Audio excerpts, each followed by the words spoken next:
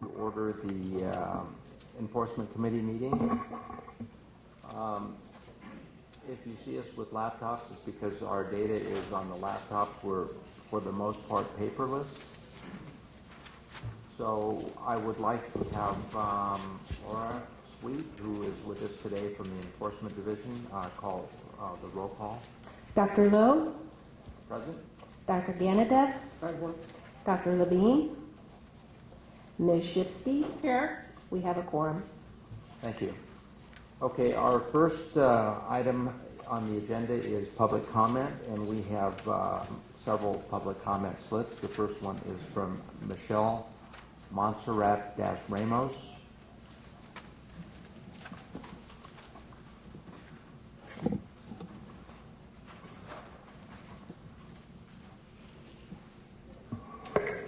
Good afternoon, board members. My name is Michelle Montserrat-Ramos. I'm from Excuse me for Consumers 1 second. Union. So we're going to confine these comments to 5 minutes. Okay. Thank you. I'm from Consumers Union, California Safe Patient Network, and I want to discuss the issue of statute of limitations. The board's website offers confusing information to patients who are trying to understand and comply with deadlines for filing complaints. This has resulted in the boards refusing to review complaints that patients believed were filed timely. When we met with Ms. Whitney and Ms. Kirschmeyer in January, we supplied them with several examples of problematic, unclear, and misleading communications on the board's website related to the board's statute of limitations. We did not take it upon ourselves to do an exhaustive search of the board's website. Even so, we identified a number of examples and requested that the board correct this information. In her response to us last week, Ms. Whitney only acknowledged one problematic document. We believe the board should develop a thorough plan for how to address this important issue. We also requested that when the board learns of an alleged improper act or omission by a physician from a source other than the patient, such that the 3-year statute of limitations begins to run, that the patient be notified immediately in writing that their statute has begun to run. In addition, we requested that when a patient makes a complaint to the board, that the board explain the statute of limitations and inform them how much time they have before the statute will run out in their case. Further, the board should advise patients as their complaint is making its way through the process as to whether it is in danger of going over the statute of limitations timeframe. When the statute of limitations in a case runs out, it can have the impact of allowing violating physicians to continue to practice without discipline. We are aware that the board may find an extreme departure and yet close the case because the statute has run. We believe the board should put in place processes to guard against this happening. We urge the board to instruct staff to work to develop improved ways to give patients better clarity about the timeframes related to filing complaints and to vet those new or improved communication tools. Thank you. We appreciate your comments, and I'm sure that this will be taken seriously. Thank you. Our next person who's requested public comment is Michael Grace.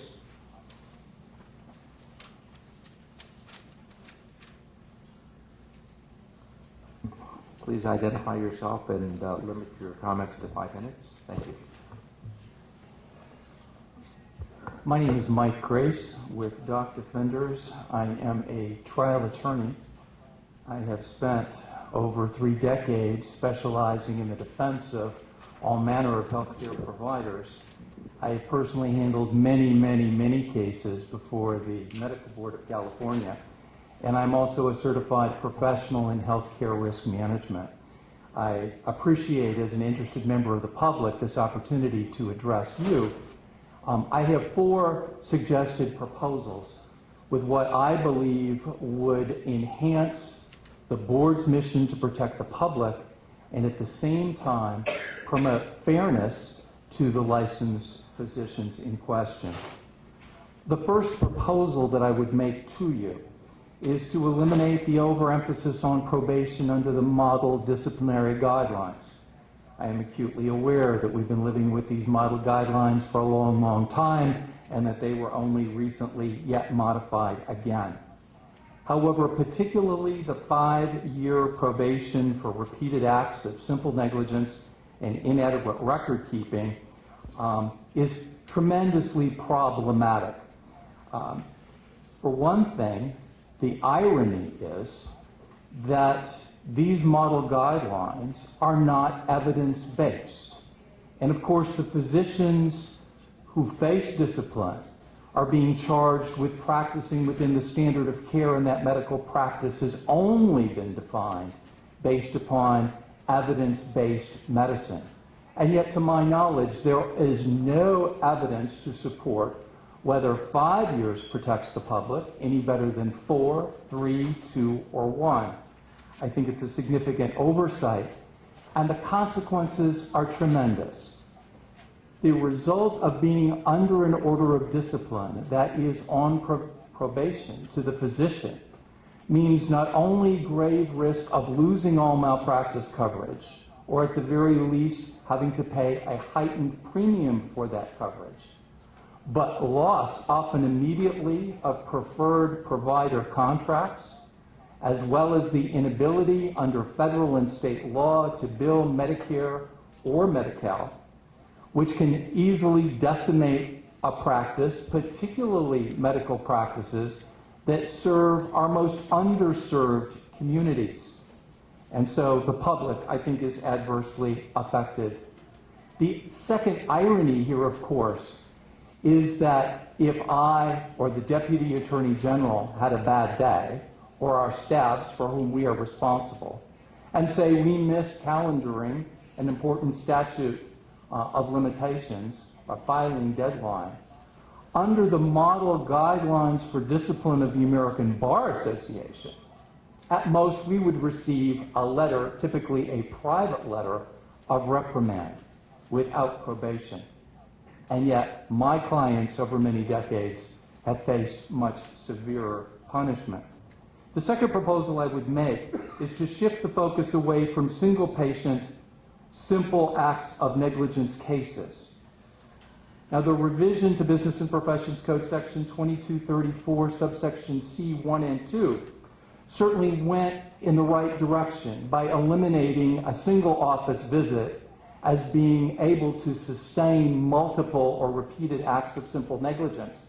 But the fact remains that too many resources of the Enforcement Division and the Attorney General's Office are on what I would call the one-off case of the single patient, the woman, for example, whose breast lump is followed on 2 occasions without the proper diagnostic modalities and correct diagnosis being rendered, yet subjecting that same physician to discipline, including the minimum 5 years of probation.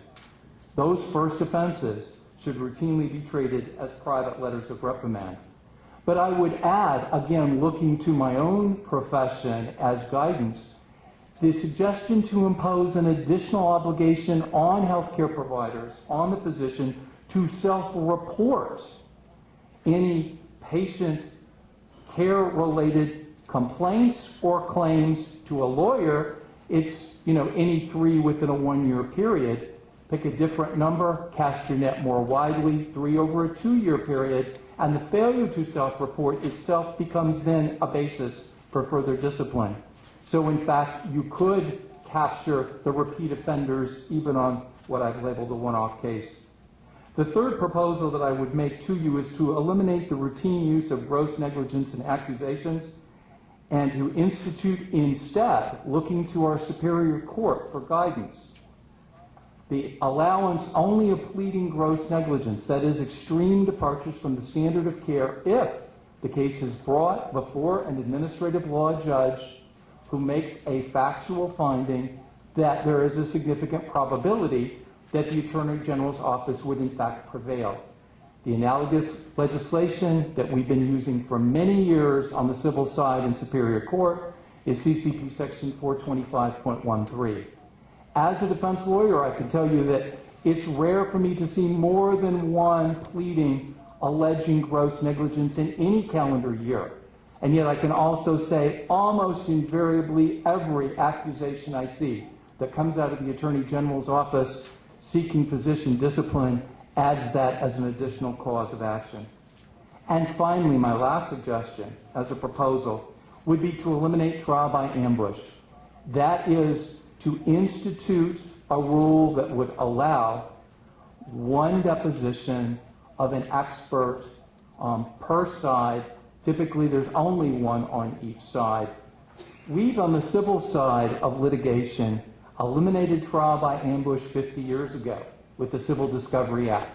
The irony is that when a right as important as one's meal ticket to practice after so many years of education can be lost without the lawyers on either side having the benefit of eyeballing and hearing directly from the expert allegedly supporting the position of the side that retains them.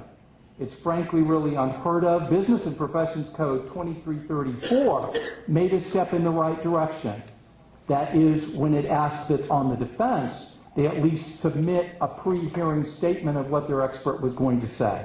But in practice, that's typically nothing more than boilerplate. If one did not go to the suggestion that I've made for a deposition, at the very least, we should adopt a federal system that would require a true report containing meat of opinions and the bases for those opinions from defense counsel. Because you see, in litigation, no side is going to settle unless they have an opportunity to assess their risks. And only through some limited, meaningful discovery can those risks be assessed. I think all of these four suggestions would help bridge what is frankly a huge cultural divide between the medical board and every risk management program in the country that I'm aware of. Because since to err is human now well over a decade ago, the whole emphasis is on self-reporting with lack of recrimination to better serve the public and to protect them.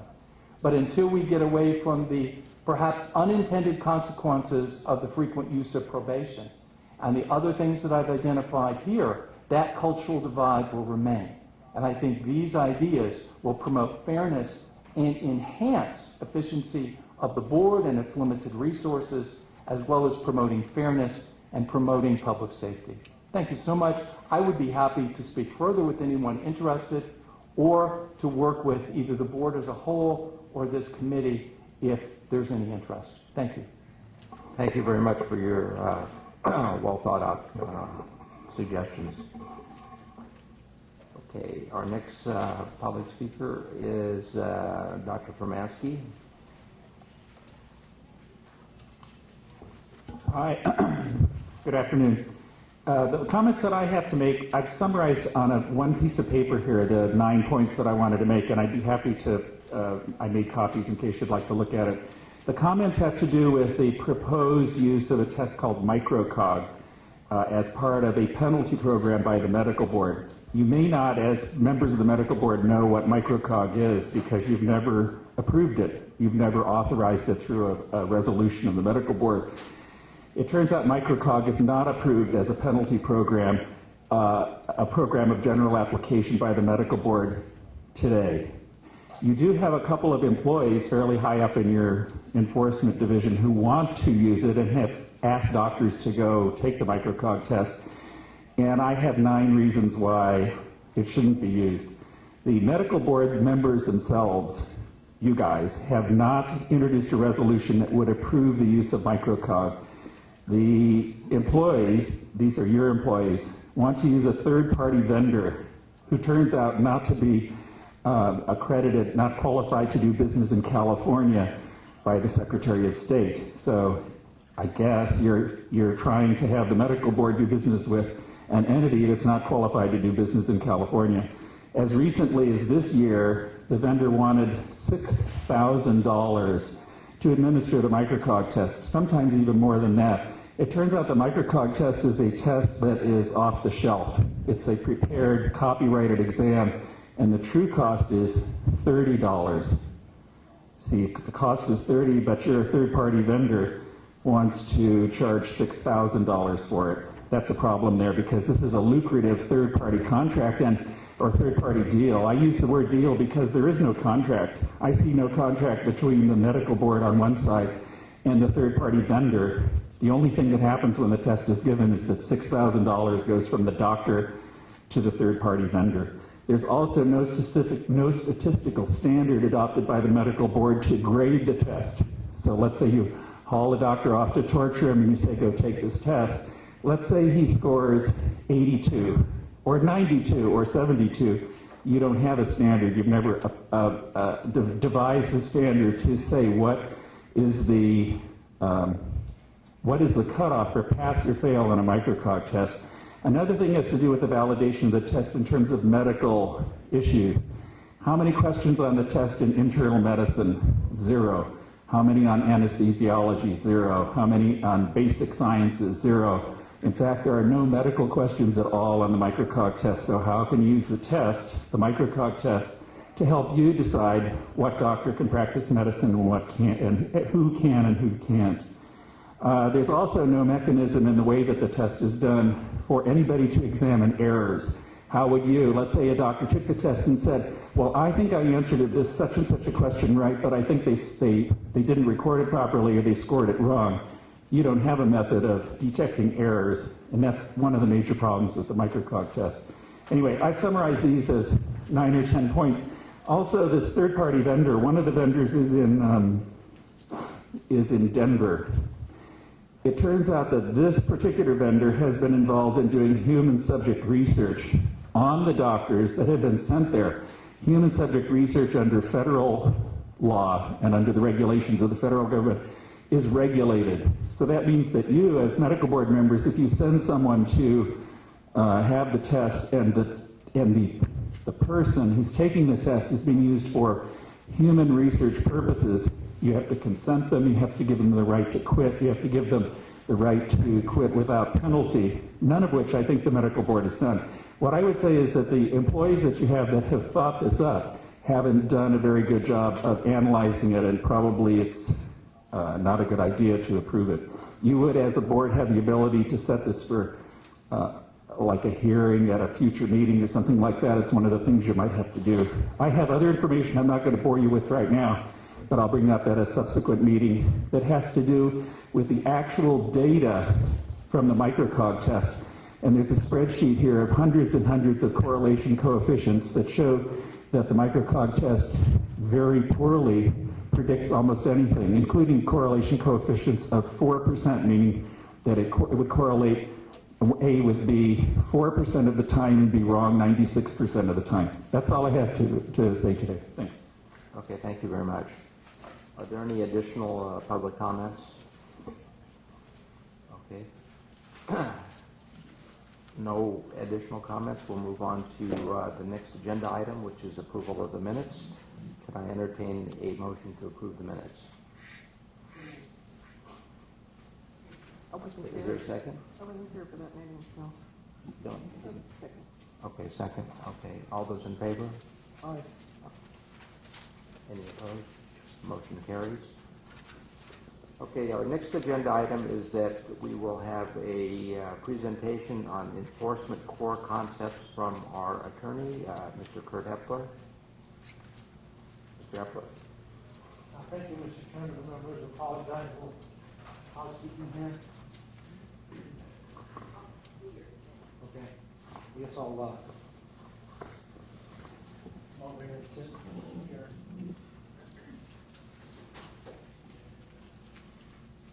Most people say I don't need a microphone, but okay. So, let me just back up one slide.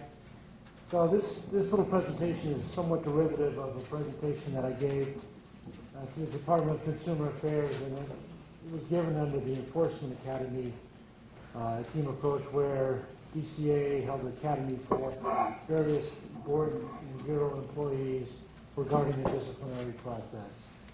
So again, I'm Kurt Hepler, Senior Staff Counsel. And the three things I'd like to touch on today are kind of simple, but very, very important. Number one is due process. Number 2 is consumer protection. And number 3 is statutes and regulations. So due process, you've probably seen this 100 times. An attorney is going up the steps of the courthouse or coming down the steps of the courthouse and he says, my client's due process rights have been violated and we're going all the way to the Supreme Court. So the simple question is, what's due process? And I have two kind of funny comments. Number 1 is an imaginary concept. Or number 2, I don't know, can I phone a friend? And when you think about it in its core terms, due process is a limitation on governmental action. And due process at its core is essentially defined as 2 things. Number 1, it's notice. And number 2, it's opportunity to be heard. In the Enforcement Committee, we deal with discipline and enforcement. We can think of the notice being the accusation element. That's what filed. That's the charging document to get the process started. The opportunity to be heard, of course, is the administrative tribunal. And again, due process requirements are triggered when the government, that's us, intends to impair life, liberty, or property rights. Just to show you that I didn't make this up, the Supreme Court was smart enough to agree with me, and they said that due process is the opportunity to be heard at a meaningful time and in a meaningful manner. Again, with the licensing issue, we have the statement of issues as the charging document. Again, we have the administrative tribunal or the mini trial. With the disciplinary process, the charging document that gets it all started is the accusation. And if it goes to hearing, of course, we have the administrative tribunal as well. Still more due process. In case you ever go on Jeopardy and you make it to Final Jeopardy and you're talking to Alex Trebek, and he asks, besides what 2 types of due process are there? You can all say there's 2 kinds, really. Procedural, which is what we're talking about here. This is the element of notice and opportunity to be heard. There's also a second type of due process called substantive due process. We really don't deal with that too much in this realm. It involves policy enactments and not processes. There's a famous line of cases coming out, the right to privacy, the right to instruct your children in a certain language, that are the Supreme Court handled as substantive due process claims, not procedural due process claims. Let's talk about a little bit about the medical board. Since we are an administrative agency within the Department of Consumer Affairs, we essentially do 3 very important things. Number 1, we license qualified applicants. Number 2, we carry out disciplinary actions. Number 3, we promulgate regulations. So we'll call that the first rule of 3. What we don't do is we don't determine civil liability. We leave that to the judicial system, and we do not award monetary damages. We leave that to the civil justice system as well. And what we talk about is when we talk about issuing of disciplinary license, it's important to remember what a license is. It's really a grant of permission to do a certain thing, to carry out a business or to pursue a given occupation. And a license also means a certificate of registration. You're familiar with that because we have registered dispensing opticians. We have registered polysomnographic technicians, technologists, trainees. Some places have a certificate, sometimes it's a permit. I think basically it's a grant of permission to do a particular thing, to tackle or a given occupation. Okay, here's my second rule of 3. I guess we'll be up to the second rule of, I guess we're actually the rule of 6 now. Administrative agencies like the board, we investigate, we prosecute, and we adjudicate. And it's the latter where the board members become involved. Remember, your function as a board member is to sit as a quasi-judge when it comes to disciplinary licensing matters. That's your quasi-adjudicative or judge role. You're not involved with the first 2, just the latter. Okay, so I guess we're up to the rule of 9 now. The second rule of 3, I guess the third rule of 3 is actually, in some way you think about it, it's kind of like a pool. So in developing licensing standards and reviewing application, issuing license, we determine who gets into the pool, that pool being the profession pool. In developing regulations and policies, we direct the actions of the licensee. We determine whether they're doing the backstroke or whatever. We're determining what they're doing while they're in the pool. And then finally, we may determine how somebody leaves the pool, as we perhaps take their license away, or we condition their license, or we restrict their license to the point they may surrender or opt not to renew so that they leave the pool. So who gets into the pool, what they do in the pool, and how they leave the pool. Probably one of the most important things we can talk about is what the Medical Practice Act stands for. So obviously from the beginning about Section 2000 and et sequitur in the Business and Professions Code, we start off with our statutes, commonly known as the MBA or the Medical Practice Act. Then we have regulations. Then we have disciplinary guidelines. We're governed a little bit by the early sections of the Business and Professions Code. And then we talk about the Administrative Procedures Act, so so-called rules of the game, when the board wants to essentially discipline somebody's license or we want to deny them a license. Okay, so most of the acts, I'm talking about the NPA, are sort of a hybrid act. They're a little bit of a title act because if I say Kurt Hepler, MD, I'm really not authorized, although it might be a good idea, I'm really not authorized to say MD because I did not graduate from medical school. I don't think I could.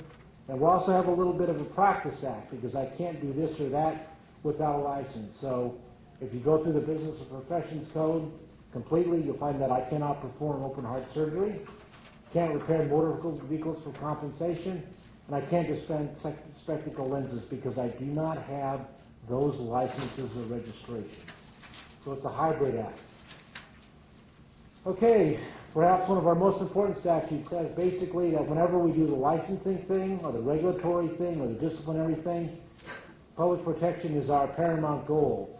And if anything else is sought to be inconsistent, the protection of the public shall be paramount. I know for the members on panel A and for the rest of the board members, you're probably sick of hearing Ms. Scurry, myself, and Ms. Dobbs say things like this. Where's the protection? Where's the consumer protection element here? It's because of this statute, that's why we continue to say that, because it's our primary purpose. So we are a licensing agency, a state agency within the Department of Consumer Affairs, and we have a statute that says something like this. The agency shall take action against any licensee who is charged with unprofessional conduct. Unprofessional conduct means the following. And you've seen this: gross negligence, repeated negligence acts, incompetence, the commission of any act involving dishonesty or corruption which is substantially related to the function of licensee. That's right under Section 2234, sort of our bread and butter for enforcement. Okay, why are statutes so important? Because they're essentially, we as a state agency, we're sort of limited. We only have that power that's given to us by the legislature. Those are the explicit powers. And then we have the implied powers, which are those powers necessary to carry out and administer the conferred powers. So a lot of times if we don't have a statute for it, giving us explicit power, and it's not an implied power, we can't do it. That's why the statutory regime is so important. And then, perhaps a little bit subordinate to that, but not much, is regulations. Now, regulations are different than statutes because they're adopted by the board. They go through a separate proceeding, ultimately ending up in the Office of Administrative Law. Again, they're like little mini law. They're laws that the board adopts. They fill the gaps in statute. They are the nuts, the bolts, where we find forms and procedures.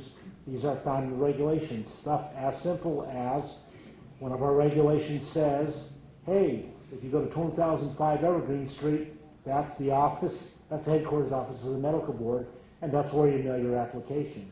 And the key concept for a regulation, whether we need one or not, is it a standard of general application, meaning is it intended to apply across a broad spectrum of circumstances.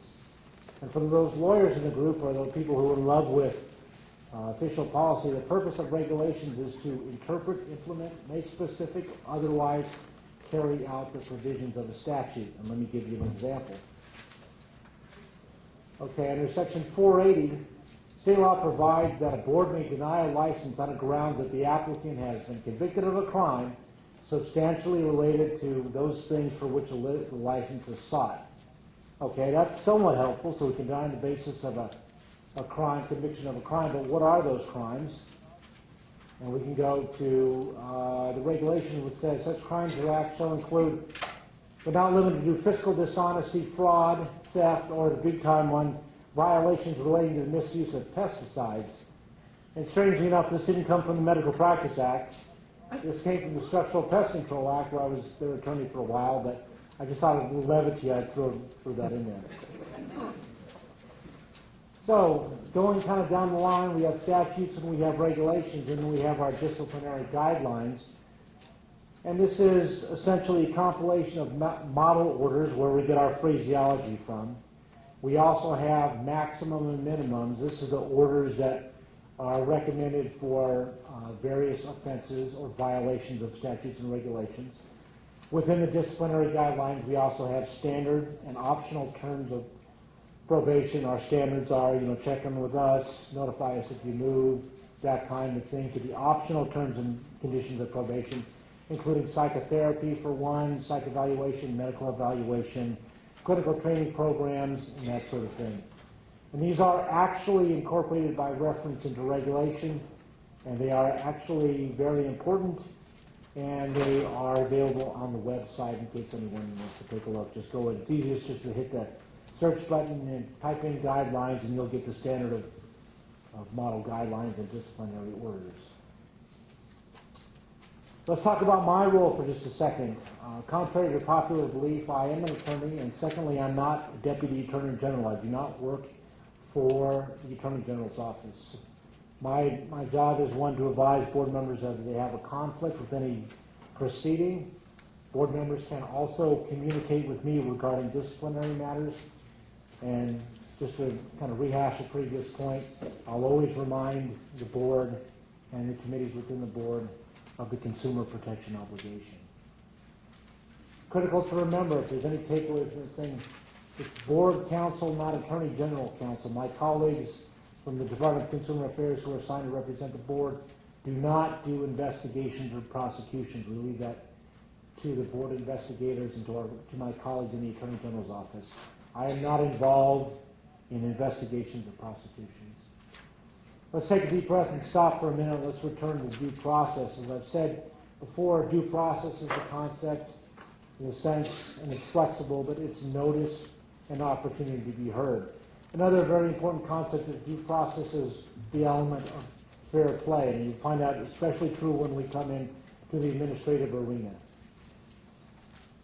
Go ahead. So with the APA, the Administrative Procedure Act, not the Administrative Procedures Act, which I think it should be because we probably have more than one procedure, but the Administrative Procedure Act, there are certain rights that come along when we have entered what we call a contested case, and that is the right to due process, the right to counsel, the right to offer evidence and call witnesses, the right to be heard before an impartial decision maker, the right not to have any ex parte communications. Ex parte means one side. A person can't roll up to the decision maker and say, well, here's what I really think, without giving you notice and opportunity to be heard by the other side. Continue on, the right, a famous case called Topanga King, the right to a written decision that bridges the analytical gap between the raw evidence and the decision. And finally, as we talk about writs, the right to judicial review of the board's decision. And when we talk about discipline, this is an enforcement committee, what are the things that can happen? We can have revocation of a license. We can suspend a license for not more than a year. We can put a license on probation following a stay or actual suspension or revocation. We can issue a public reprimand, and the accusation can be dismissed. Again, this is not accounting for stipulated settlements. This is formal following a hearing. Okay, this is probably if there's a second important takeaway, it's this. Continuing on with our theme of consumer protection, this is a very important point to remember. The purpose of a disciplinary proceeding is not to punish, i.e. it's not punitive, but to protect the public. A lot of times we hear the claim that somehow the medical board is trying to get even with the licensee, or we're doing this to somehow for some other reason. No, I think it's pretty clear that black letter law, in fact, that the purpose of a disciplinary proceeding is not to do that, but to protect the public. And just so my licensing friends don't feel left out, I know this is the enforcement committee and licensing follows this, but there's a couple of different formal licensing actions we can do as well. Obviously, we can deny a license. The terminology is a little bit different. When you deny a license, you issue what's called a statement of issues. And again, that's the charging document that gets the process started. That fulfills the notice obligation. And the board is empowered by statute to issue a probationary license without going to a hearing. And that's something a little bit different. Other formal actions, we have the ISO, which is a sort of shortened procedure by which, pending a hearing, prior to a hearing, you would see immediate relief. Penal Code 23 action sort of crosses the boundaries a little bit within the criminal justice system and the administrative arena. If a licensee is in criminal court and there's a bail hearing or some other proceeding, the Attorney General, the board to the Attorney General may attend that hearing, and they ask for various restrictions, not on the license but on the practice itself, because the criminal court has jurisdiction over the person, not the license. And again, one of the formal actions we can do is the board can accept the surrender of a license. Okay, having condensed that into about 30 seconds of talking, and now that you're all administrative experts, I'll be more than happy to answer any questions that any of the board members or anybody else has.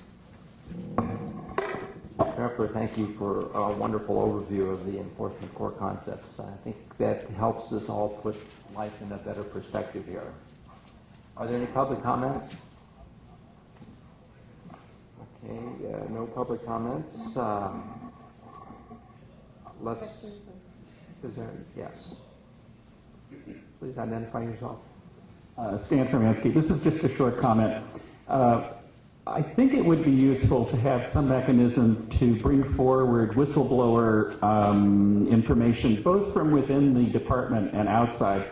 There was a whistleblower within the, this is a member of the employees of the medical board, who had a great deal of trouble bringing her comments forward. And I don't know that there really is, I don't know if you have a complaint department or a complaint window or a committee to take care of whistleblower complaints, but there probably is more than one. And there was a lady who brought one forward some time back and had considerable difficulty in getting anybody to listen to her problems. And this had to do with misuse of authority by employees.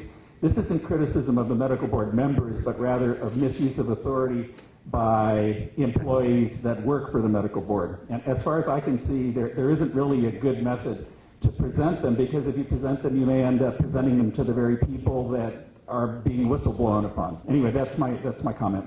Thank you. We have another slip submitted from Genevieve Carville. Good afternoon, Genevieve Carville. Just want to ask how come this session was not advertised as part of the agenda? It is on No, the it was agenda. not. It was not on the web or anywhere else. And the only reason I am here is because I was early and I was goofing off.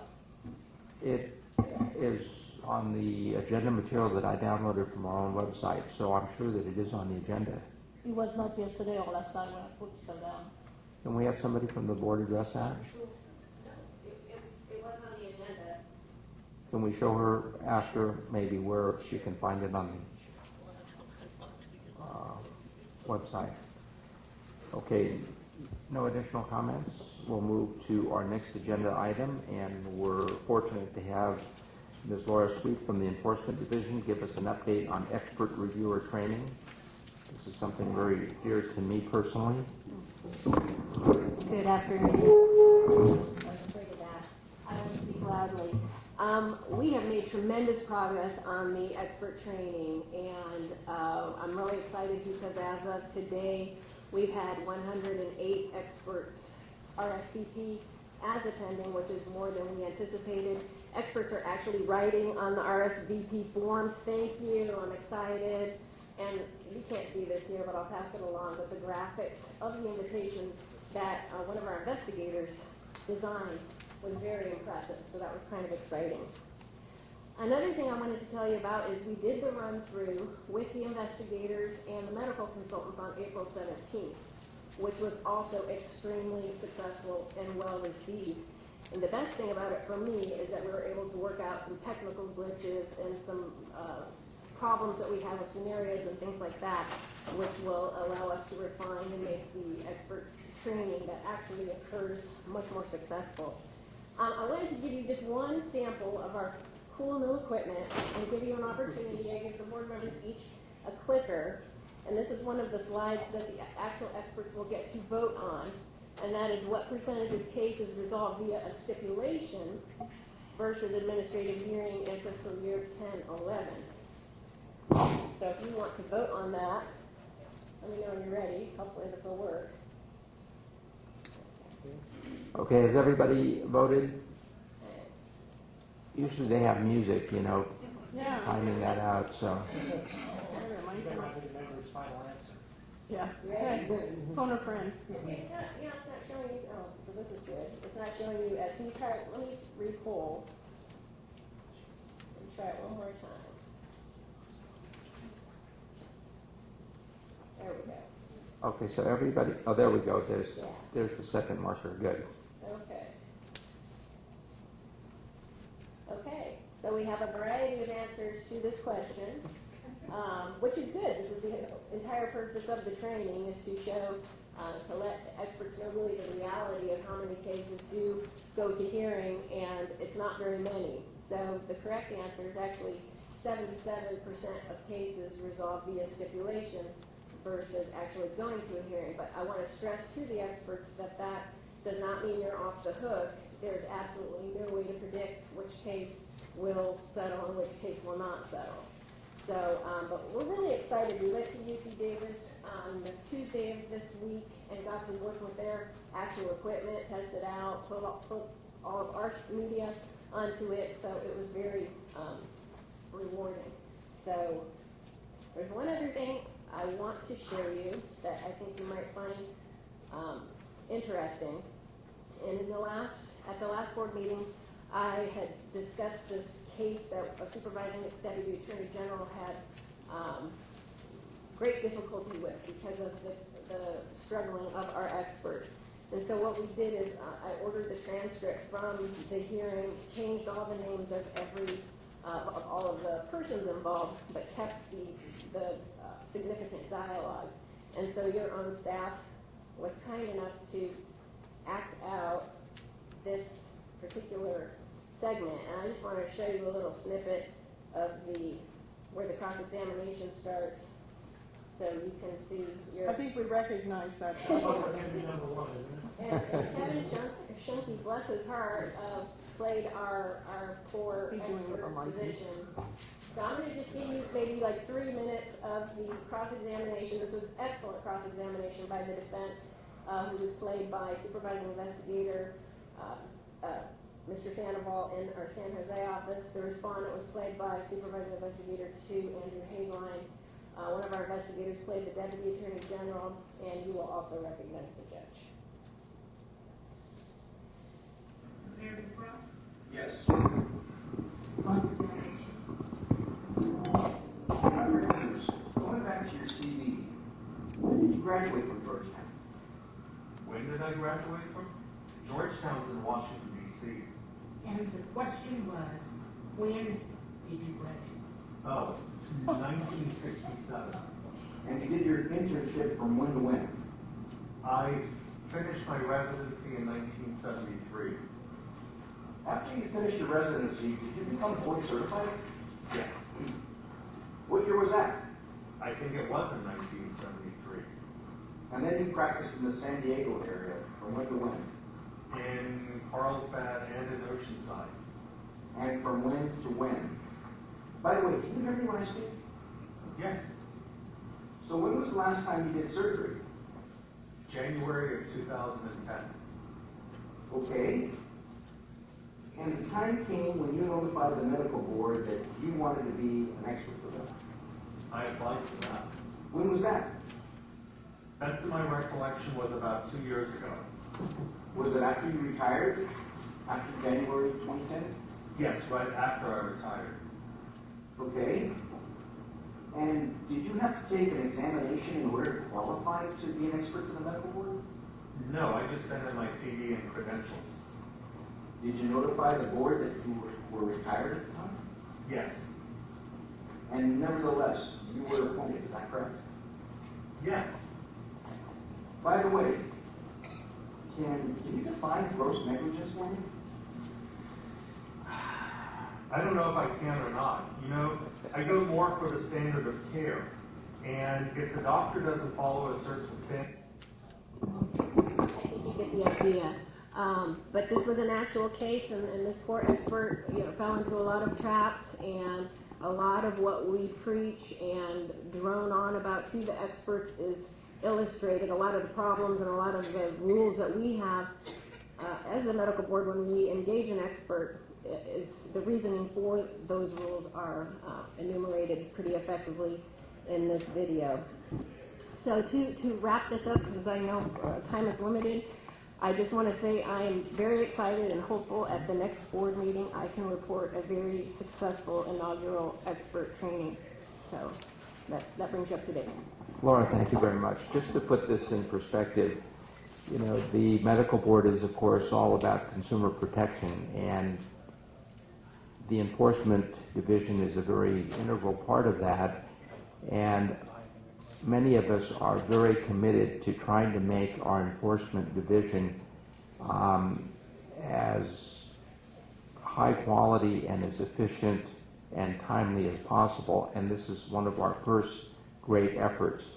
So we're holding for the first time this expert training course, and it'll be given in Northern California and Southern California, and all experts are encouraged to be part of it. And if they want to be used as experts, they need to really attend this meeting. So we're very excited about it. It's been a tremendous amount of work, and we really owe a great deal to Laura for all of her outstanding efforts. Thank you.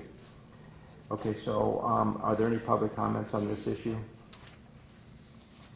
What are the dates of the training? May 19th. It's all day, and it's noticed. It will be noticed on our website as well. That's correct, and we just published in the newsletter. And then Southern California? Those dates have not yet been established. We will announce it in the newsletter also. And the agenda will be shown tomorrow, actually. Is it tomorrow or this afternoon in the board meeting? The full board? Tomorrow. Okay, good. Yeah, unfortunately, the agenda that's in the packet was a little outdated. We've made some significant changes and improvements. We've got all the speakers are identified now. We've got an administrative law judge, a defense attorney, who are also going to present to this group, in addition to the supervising deputy from the Los Angeles Health Quality Enforcement section. So we've got quite a variety of speakers, and hopefully it'll be engaging and as well as informative. Okay, no public comment. We'll move to the next agenda item, and that has to do with the training session for the administrative law judges of California. So we were approached by then the presiding administrative law judge, who was Jonathan Liu. He identified some areas where they thought that they could use some additional training. So we've developed that agenda, which is also included in the full board packet. And the training session is to be held on June 22nd, 2012. It will be held in the Sacramento office, but webcasted to the other offices as well. We're very excited about it. We've worked hard on the agenda, and I think this too will enhance the entire process of enforcement. Any public comment? No public comment. We'll move on to the next item. And the next item is a discussion of the Vertical Enforcement and Prosecution Evaluation Report. So on April 2nd, 2012, the board's report to the legislature on vertical enforcement and prosecution model was emailed and hand-delivered to the legislature. It was also distributed to the board members and staff. It was posted on the board's website with email notification to the subscriber list. As chair of the Enforcement Committee, I reviewed and approved this report prior to distribution.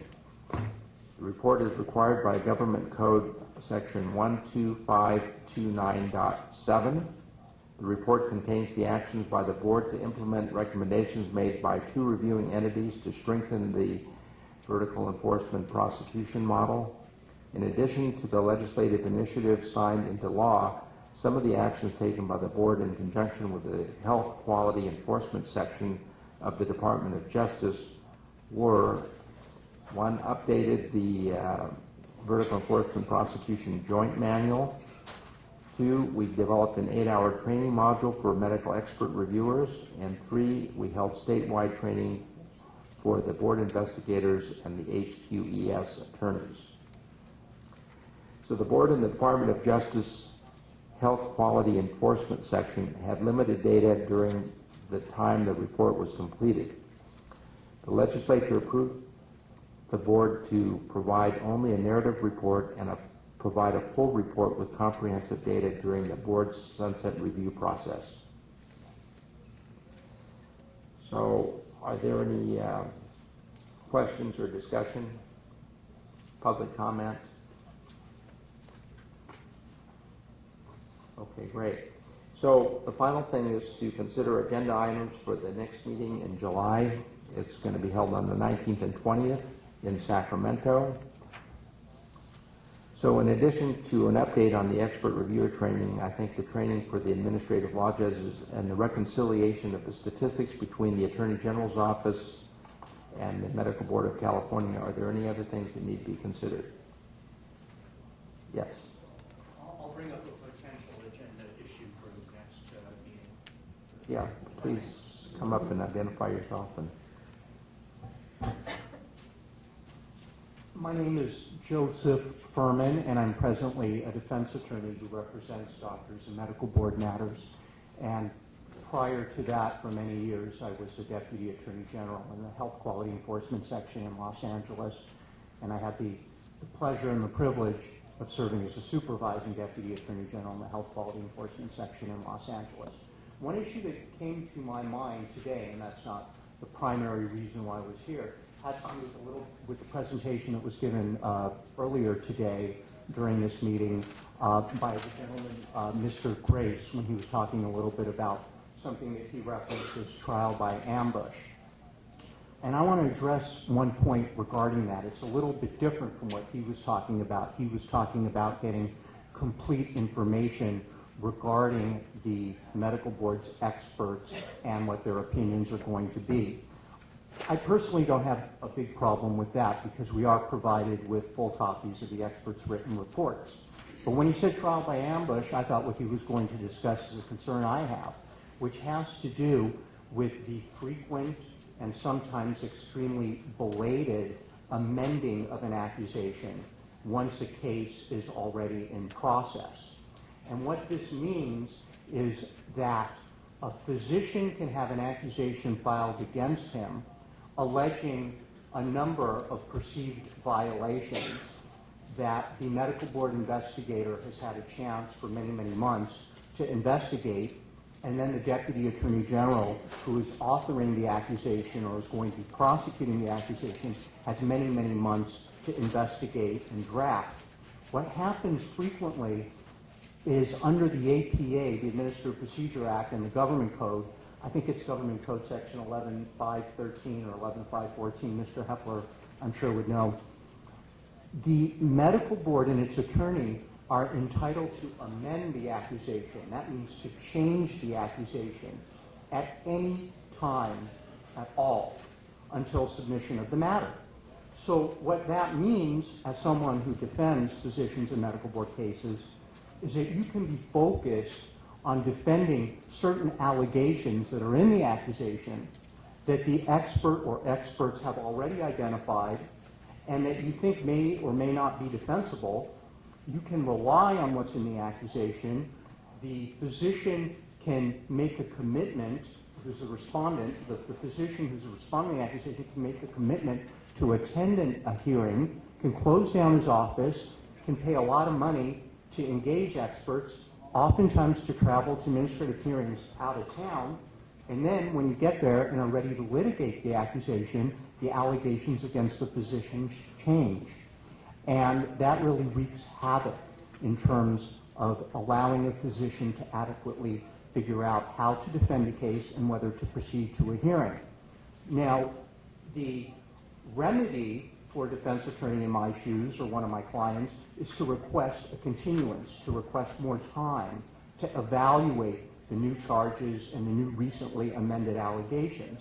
But frequently, That's impractical because it wreaks havoc. It's extremely inefficient, extremely inconvenient to a physician or a surgeon who may close down his practice to attend a one-week hearing, and to the experts that he's engaged who have to close down their practice to appear at a hearing. Okay, we get the point, and we can put that as an agenda item, and we'll have Mr. Hepler give us a report.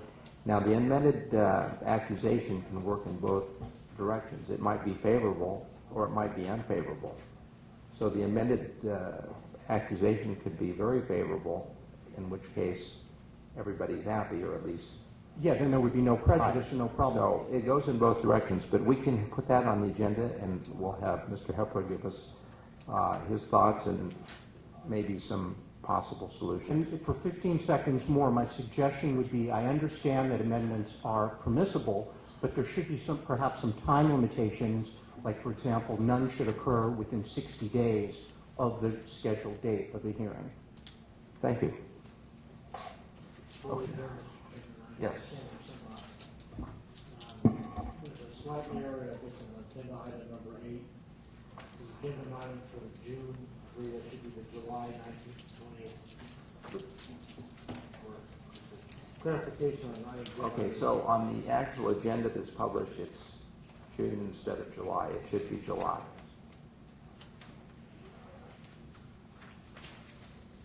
Okay. No additional comments or discussion. The meeting is adjourned. Thank you.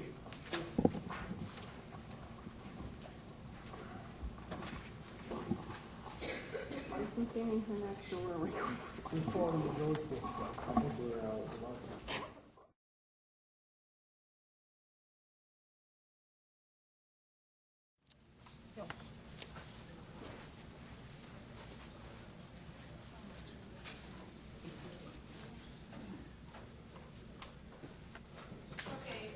Good afternoon, everyone. The microphones, I don't think are on. Should I be on? Yeah, okay, good. So good afternoon. Now I can hear myself.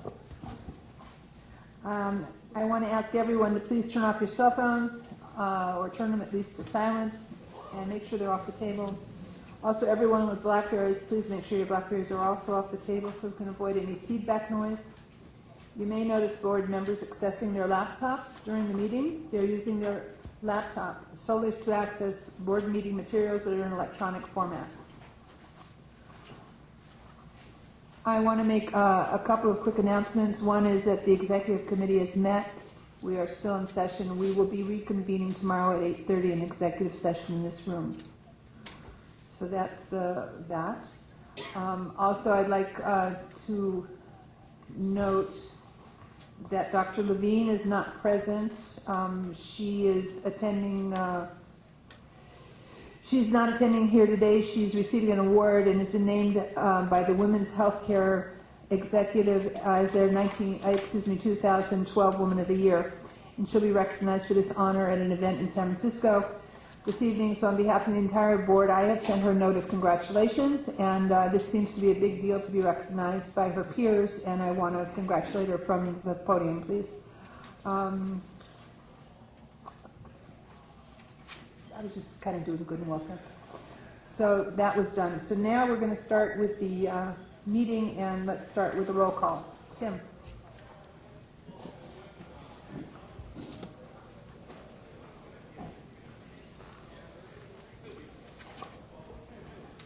Dr. Bishop?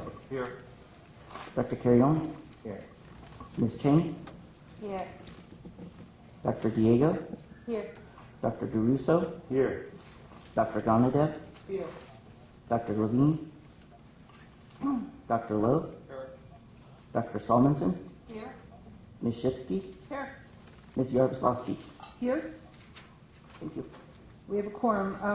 I'd like to remind everyone that this is Mr. Einer. And Mr. Einer, would you raise your hand and make sure everyone knows? If anyone would like to fill out a speaker's form, would like to speak, we welcome all public comment on any item on the agenda or at the appropriate time not on the agenda. And it's the board's intent to ask for public comment prior to the board taking any action on any agenda item. If for some reason I do forget to call on you and you wish to speak, please raise your hand. You can always fill out a presenter slip afterward. I would like to remind the speakers to please stay on topic and try and limit your comments to 2 to 3 minutes max. I also would like to remind everyone to not leave personal belongings if you leave the room I don't want to see any unattended items sitting around the room. So I just would like to caution everyone to, if you need to leave the room for any reason and you want to leave your briefcase, your notes, whatever, just let one of the staff members know that you're going and you're coming back. We're going to try and end this meeting today around 5:30 and resume again at 9 o'clock. We may not get to all the committee updates and board members' reports that are scheduled for today, but if we will continue the meeting and we will do what we need to get done. So it's, I'd like to call Ms. Dobbs. Diane, oh, here you are, sorry. I'd like to introduce you and introduce everyone to Diane Dobbs, who's the Senior Staff Counsel in the Department of Consumer Affairs. She joined the department in June of 2007, and since that time she has served as counsel for the Court Reporters Board, the Respiratory Care Board, the Bureau of Automotive Repair, the Bureau for Private Post-Secondary Education, the Inspection and Maintenance Review Committee, the Naturopathic Medicine, the Hearing Aids Dispensary Committee, and she's currently an instructor in the department's Enforcement Academy. Prior to coming to the department, Diane worked as a solo practice trial attorney in the area of business and employment, family probate, and juvenile law. She earned her law degree from Golden Gate University in San Francisco and her MBA and bachelor's degrees in business management from Holy Names University in Oakland. I am introducing Ms. Dobbs today because she's going to be replacing Ms. Scurry. This is Ms. Scurry's last board meeting as our counsel. And as you know, Ms. Scurry is retiring from state service at the end of June. Ms. Scurry, would you please stand? I have something for you.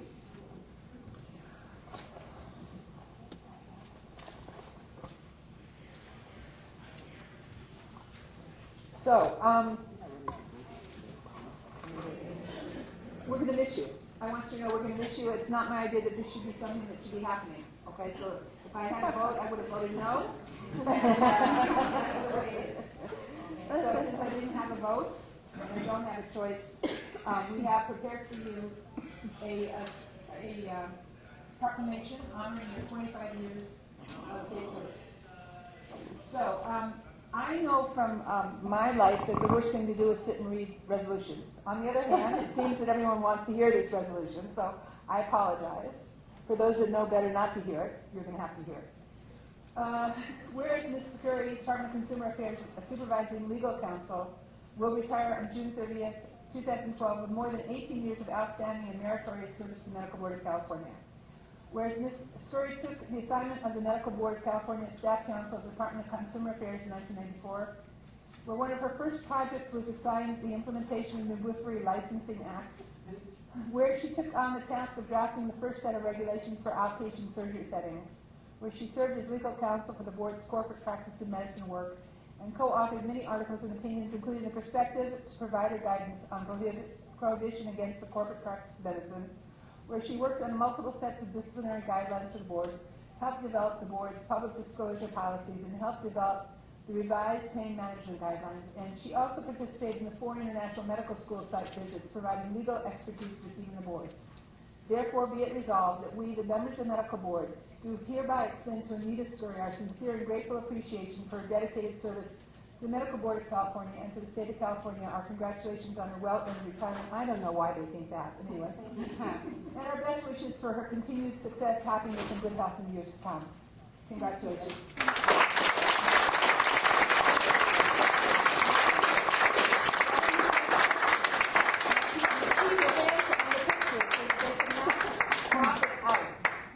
So thank you. On a personal note, I want to let you know that your ability to help ensure that the law is there for everyone and for it to work for the benefit of society, and it's never been, I don't think, well, it has been the letter of the law, but it's been the spirit of the law, and for that I can't thank you enough. And if I'm not mistaken, you were also very involved in the Korea decision, which was, yes, no, maybe? You'll get credit for it. Okay. So, regardless whether it was midwifery or the Medical Practice Act, whatever it's been, your advice has always been really helpful and warmly received and always made sense. And for me, the non-legal, Anyway, connected person, I want to know it really was always helpful. Thank you. And on behalf of the board, before you speak, this is for you to send it to your... Yes, yeah, please, this is yours. Did you want to say anything? I do, but So I'm holding this means you don't want it, you're not going to be hard? no. It doesn't mean that. But that's fine to say place as well. Not sure what constitutes a safe place. First argument for that one. Okay. So, this is really kind of a bittersweet moment for me. So Anita, my recommendation is this, and I've given it to everyone from Academy Award-winning actors to students. Take a look, take a deep breath, look out at the audience, and imagine them all sitting on a toilet. Now you can go forward with your remarks. That conjures up quite a picture. It works. Try it one time, guys. I guess that's better looking at the audience than looking at the board members. Your choice. It's kind of scary, actually. It's been my pleasure to work with the board for the past 18 years. I've long been a believer in public service, and I've been very fortunate to be able to provide it by advising the board for so many years. I'm not the hat wearer in the group. Ms. Whitney gets that award. But I do like wearing what I consider the white hat, and you've given me that opportunity, and so I say thank you for that. I want you to know that you have a wonderful, dedicated staff who work tirelessly to protect California consumers. I've represented 21 different boards and bureaus in the department, and so I've seen a lot of different staff work, and I want you to know that your staff ranks at the top in terms of their dedication to public protection, and I hope you appreciate them. See, I can say all these things because I'm leaving. As board members, you have a really difficult job. My panel saw that firsthand this morning because you hold others' professional lives in your hands. And you have a hat to wear too, and you have to wear your consumer protection hat no matter what. This is my last opportunity to tell you that. And I commend all of you for your dedication to consumer protection, and I encourage you to keep up the good work. I've really been impressed by the quality of the people on this board, and it really makes it a pleasure to work with you. Everyone follows in someone else's footsteps, and I follow the footsteps of Greg Gorgeous. Now, most of the people in this room don't know who he is, but he was a staffer who represented the board for 19 years. At a time when life was a little slower pace and all of the examining committees that are now independent boards were a part of the board. So when I first came to the board, a public member, an attorney, Bruce Hazenkamp, came up to me and said, "You have big shoes to fill." And at his last meeting, Mr. Hazenkamp said, "You more than filled those shoes." And I've heard some folks telling Ms. Dobbs the same thing, and I'm sure she will more than fill my shoes, and her shoes will have a lot more panache and style than mine do. I can assure you of that. Dr. Gary Bitnick told this board at his last meeting that somehow I had been the conscience of the board, and I know that both Mr. Hepler and Ms. Dobbs will continue to serve you in that role, and I ask that you hear them. I'm going to miss all the wonderful folks that I've had the opportunity to work with and the pleasure to work with. I couldn't have done what I did without a lot of people's help, and so I forget who does this song, but it's the one that says you've got to know when to hold them, know when to fold them, know when to walk away, know when to run. So it's my time to fold them, and so I want to thank you.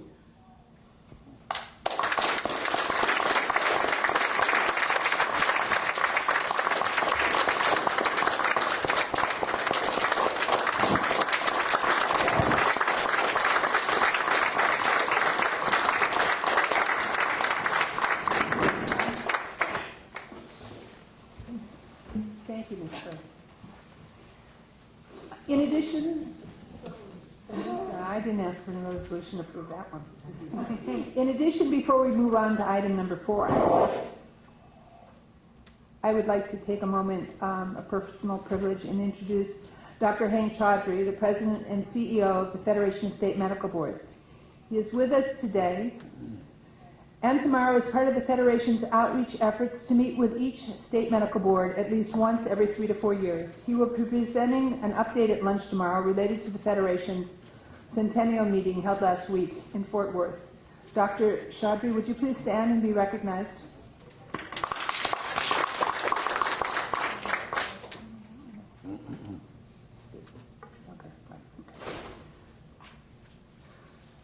So now we'll move on to public comments that are not on the agenda. I have one speaker's slip. Stan Kamansky, would you come forward, please? Good afternoon. I'm talking on the off of a 9-point summary here that I copied. Mr. Hepler and Linda have a copy of this, and anybody else who wants a copy, I have extra copies. This has to do with a problem that you may be encountering with regard to sex bias with the microcog exam, and also with making lucrative deals with third-party vendors to administer the microcog exam. Now, some of you may say, well, what is a microcog exam? Never heard of it. That's probably because none of you have ever approved it. It is not approved for the use in the state of California as what's called a program of general application as a penalty for doctors, and so it's not approved. But there are a couple of people in your enforcement department who want to use it and are presently requiring doctors to go take the microcog test through 2 third-party vendors, which apparently have no authority to, it's called not qualified to do business in California, according to the Secretary of State. Also, we looked for business licenses for both of the entities. One is in Brazos County, Texas, and one is in Denver. We can't find any business licenses in San Francisco or LA or any of the major cities in California. So the question is whether or not they even have a license to do business with the medical board. Now, I called it third-party vendor deals because I can't find any contract between the third-party vendors and the medical board.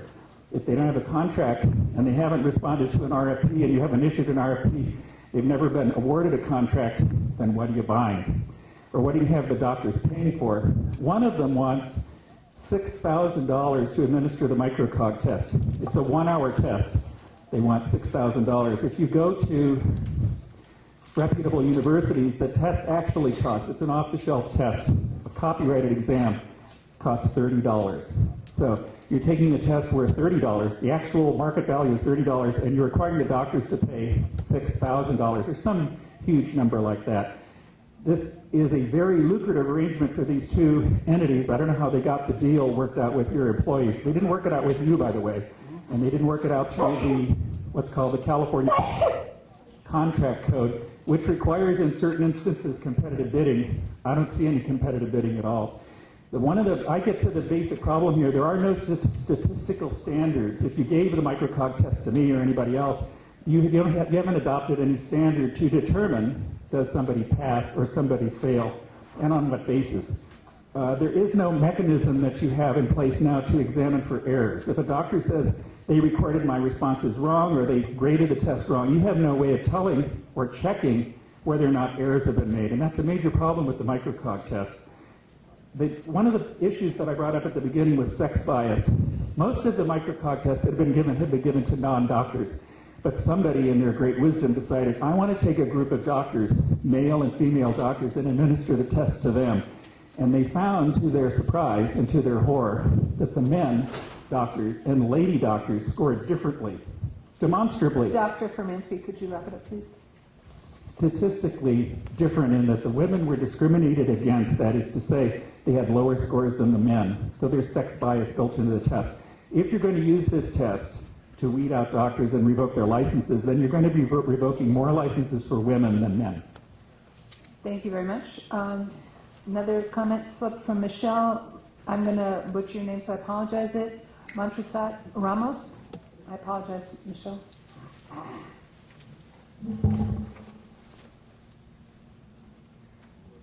Montserrat Ramos. Sorry. Good afternoon, board members.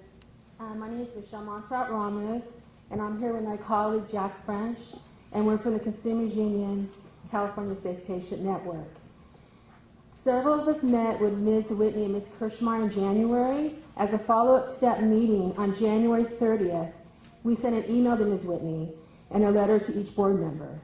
We hope that the board members have received the January 30th letter we wrote to you.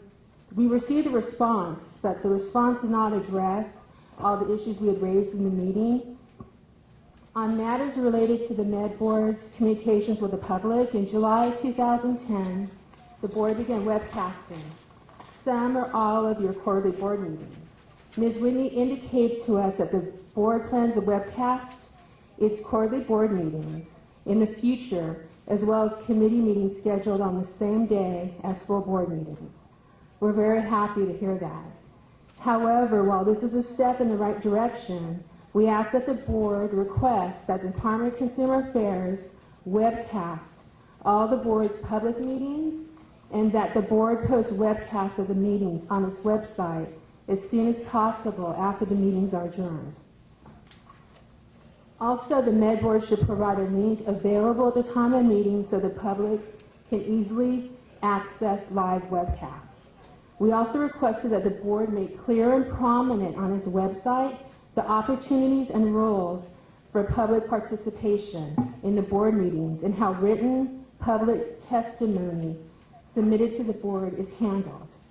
Since California is such a large state, medical board public meetings are routinely inaccessible for consumers who cannot afford the funds nor the time to travel the length of California to attend in person.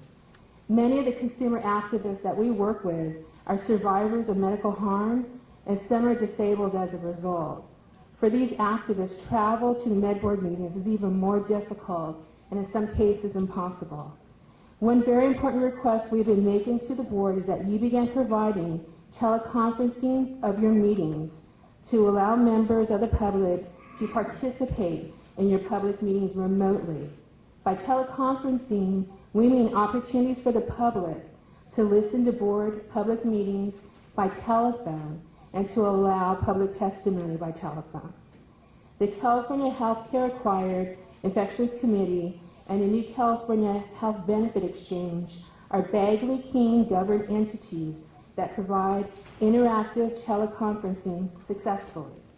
In a letter we received from Ms. Whitney last week, she said without staff or board members at each of the calling locations, this is impossible to manage and does not meet the noticing requirements of the Open Meeting Act. We believe the Bagley-Keene Act supports public participation by teleconferencing, and that the board is misinterpreting and thus failing to abide by the act when they fail to keep up with new technologies that can facilitate public participation in government. We urge the board to instruct staff to develop plans for providing teleconferencing for the public for future quarterly board meetings and subcommittee meetings, as well as to address the other communication issues we have raised here. Thank you. Thank you very much. Do you have any other slips? Not seeing any, we're going to continue on to item number 4 with the approval of the minutes. Are there any additions or corrections to the minutes? May I have a motion to approve them as submitted, please? So moved. I'll second. I'll second. Thank you very much. Any questions, any additions? All those in favor, please say aye. Aye. Any opposed? Okay, any abstentions? We thank you, Mr. Steve. So moving on to the agenda, I would like to ask Ms. Harold, the Executive Director of the Board of Pharmacy, to come forward, please, and to update the board on activities and an action items of the Board of Pharmacy.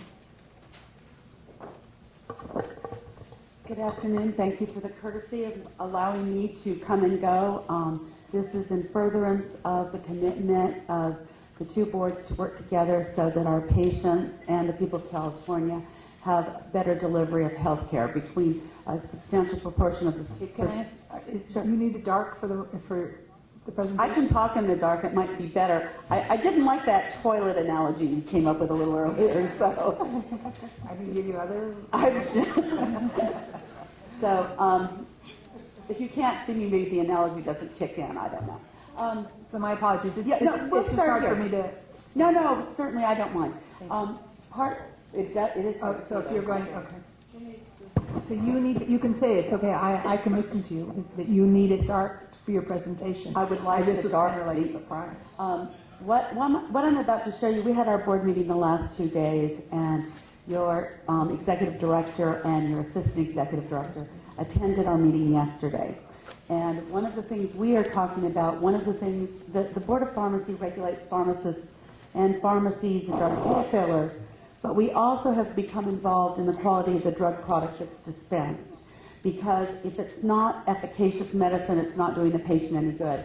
One of the things that we've had on the books since 2004 are requirements that will secure the supply chain so that counterfeit or adulterated drugs don't slip in. And in that, we are leading the country right now. The FDA is, it's really the FDA's model, but they have not yet been able to get it into effect. So come 2015, we will have a high security supply chain.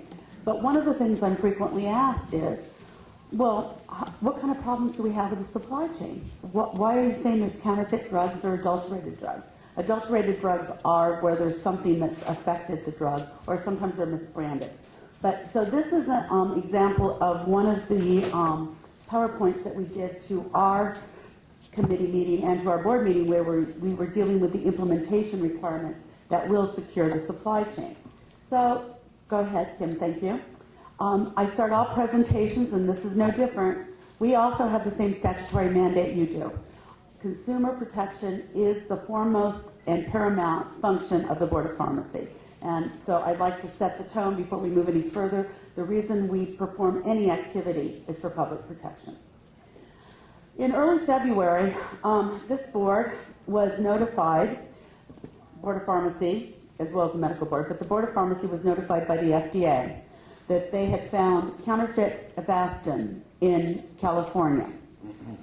Actually, they found 19 physicians' offices that had bought counterfeit Avastin through a wholesaler in Tennessee. This has been very widespread coverage in the media, so this probably isn't surprise to anybody in the room. But this is what Avastin looks like as it's supposed to be sold in the United States. There is a Genentech manufacturer, and there's a small bottle. As most of you, well, as any of you may know, it's a very expensive drug. Retail, or the wholesale price in California is typically $2,500 for that little bottle. There were offers made, however, through an unlicensed wholesaler in Tennessee that is not licensed to do business in California. When you buy drugs for your offices, they need to come from a licensed entity. They cannot ship drugs into California unless they're licensed with us. Next slide, please. This is the actual product that was found in 16 of the 19 physicians' offices were in California. And the product, in this case, the one on the left is the right U.S. approved drug as the FDA approves it. The two bottles on the right, and they're actually from two different bottles, actually came from outside the U.S., at least outside the U.S., we're not quite sure what else. They both have Roche as the manufacturer. If you look at the one on the top right, you see that it's written in French. The lower one is written in Egyptian. Anyone with these containers should be able to tell that you've got a product that is not approved for sale in the United States. The problem with these particular containers is they contain no active ingredient, and this is a cancer drug. And the great difficulty that we have in regulating pharmacies is it is not unusual for us to walk into a pharmacy and see a number of containers sitting in a pharmacy. We cannot identify where those products came from, and unfortunately right now with the economy being bad, we are finding people buying drugs out the back door, off of the internet, from unauthorized suppliers that are not licensed, and we don't know where they're getting the product from. And all of this goes to the issue where in this country, as a patient, I go to a pharmacy, I get a container of drugs that have been prescribed to me by my prescriber. I have followed the law and the distribution channel that's set up for us, and yet I never stop to think when I come home, nor does probably my physician that's prescribed the drug, that the reason I'm not getting better when I take that drug is not because the drug is not efficacious or it's counterfeit or it's been somehow damaged, but instead is I just didn't benefit from that particular therapy. I'm here to tell you that regrettably, it is now a consideration that we have to have in this country. In many countries in this world, over 30% of the drug that is dispensed is counterfeit or adulterated. And consequently, you're running a real risk of 1 in 3 that you've got a bad drug when you take something. In the U.S., we have the gold standard, but we are seeing gross intrusions into it. There was a AG article last week from New York State where they literally have under indictment right now a pharmacy that was buying from an unlicensed wholesaler AIDS medications. The total value involved was $300 million. The drugs were counterfeit. They had been recycled from other patients. Some of them, they just don't know where they came from. And part of the reason we need our e-pedigree requirements is to ensure that the supply chain is secure, but part of it is also an outreach that we need to do to assure other healthcare practitioners know that when you purchase a drug, you need to make sure you're buying from an unlicensed source. And if you suddenly get a price that sounds too good to be true, you need to be suspect about it. And if you're buying a short supply drug, because regrettably now there are a lot of drugs in short supply, and you're having difficulty buying a drug, and suddenly someone calls you out of the blue or sends you a fax offering you the offer of a drug that you can't buy normally through your normal wholesaler or pharmacy, and suddenly it's available from somebody you never heard of. You need to be very suspect of that. Next product. This is Lipitor. This is an example of what the difficulty is that we have. In the case of Avastin, you could tell by looking at the container, there was probably something suspicious about that product. This is from Pfizer's website. One of those pills is counterfeit, the other is real Lipitor. Tell them apart. Next slide. And here's perhaps the most counterfeited drug in the world. This is Viagra. And you can see the difference, or see how similar the real is from the counterfeit. Again, you can't tell anymore by looking. The patient's body can tell the difference between a real and efficacious med. So this is part of what we're talking about. And lastly, if as a practitioner you believe that you have come in contact with a counterfeit drug or fraudulent transaction involving that drug, we request that you notify us. It is actually part of the California Business of Professions Code. So that's what we do in our spare time at the Board of Pharmacy. But in addition, why I'm here specifically today is to reiterate our commitment to work with you on subjects of mutual concern to our licensees and certainly to our patients. And in that vein, we're here to talk a little bit about the Pain Summit. So at this point, Linda Whitney came and provided a presentation at my board yesterday, talking a little bit about where we're going with this Pain Summit. We, at the staff level, we have not had a meeting yet to really organize and plan where we're going with this. However, we've picked out dates. Like any good bureaucrats, we have to have a target. So the dates we have picked are November 28th and 29th. And we believe it'll probably be the Bay Area, but that is a little bit in flux right now. And we intend to use this Pain Summit to discuss appropriate pain management using narcotics and other drugs, to talk about the Cures program and how, if used appropriately, it can ensure patients that need pain meds can get them, but those that are doctor shopping or doing other things to try to get pain meds aren't going to be denied them.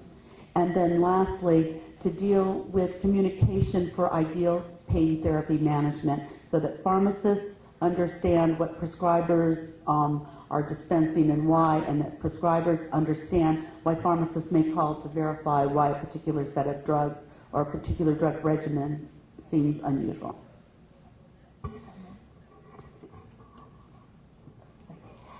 Adding to that, next week we are having our staff working group with a couple of individuals who are going to help provide some input. Former board member Lori Rice will be joining the working group, and most importantly, one of our own physicians at UC Davis, who just came out with the second edition Responsible Opioid Prescribing, Scott Fishman. This was produced by the Foundation of the Federation of State Medical Boards, but he has agreed to work with us on a working group. Once we have some real materials put together and the thought process put together, Then we will be reaching out to the interested parties to find out what in fact we should add, spend more time on. We're looking at CME for both pharmacists as well as physicians, because we want this a working summit for physicians and pharmacists to ensure that we provide the correct information and the needed information to all of those individuals. Are there questions or comments from any of the members? Dr. Ganadev? Thank you for coming. The counterfeit drugs is a huge issue with the shortage of drugs now. I mean, my pharmacist sends me a list which is continuously growing. The routine drugs in a hospital we use, they're not available. So how are you working with the FDA, AG's office, and all these entities to really make sure that some entrepreneur will not take advantage of the shortage of drugs and really come up with more counterfeit drugs? Regrettably, some entrepreneurs already have. We have under investigation right now. We're pretty much through the process. We have 54 pharmacies that were recruited by a wholesaler to buy drugs that were on the short supply list, where literally the wholesaler gave them the list of drugs to buy. The patient or the pharmacies bought the maximum quota they could from their wholesalers, because there's a quota of how much of any of these drugs you can buy to ensure that they can be distributed as wisely as possible. So this little marketing scheme was set up specifically to circumvent that, to allow the wholesalers, with 54 pharmacies, that's a lot of drug.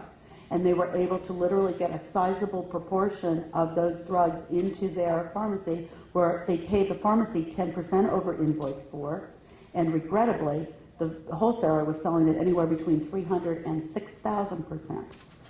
So that's just one we came across. Some of the pharmacies that did this were actually shipping the drug out of state to unlicensed wholesalers.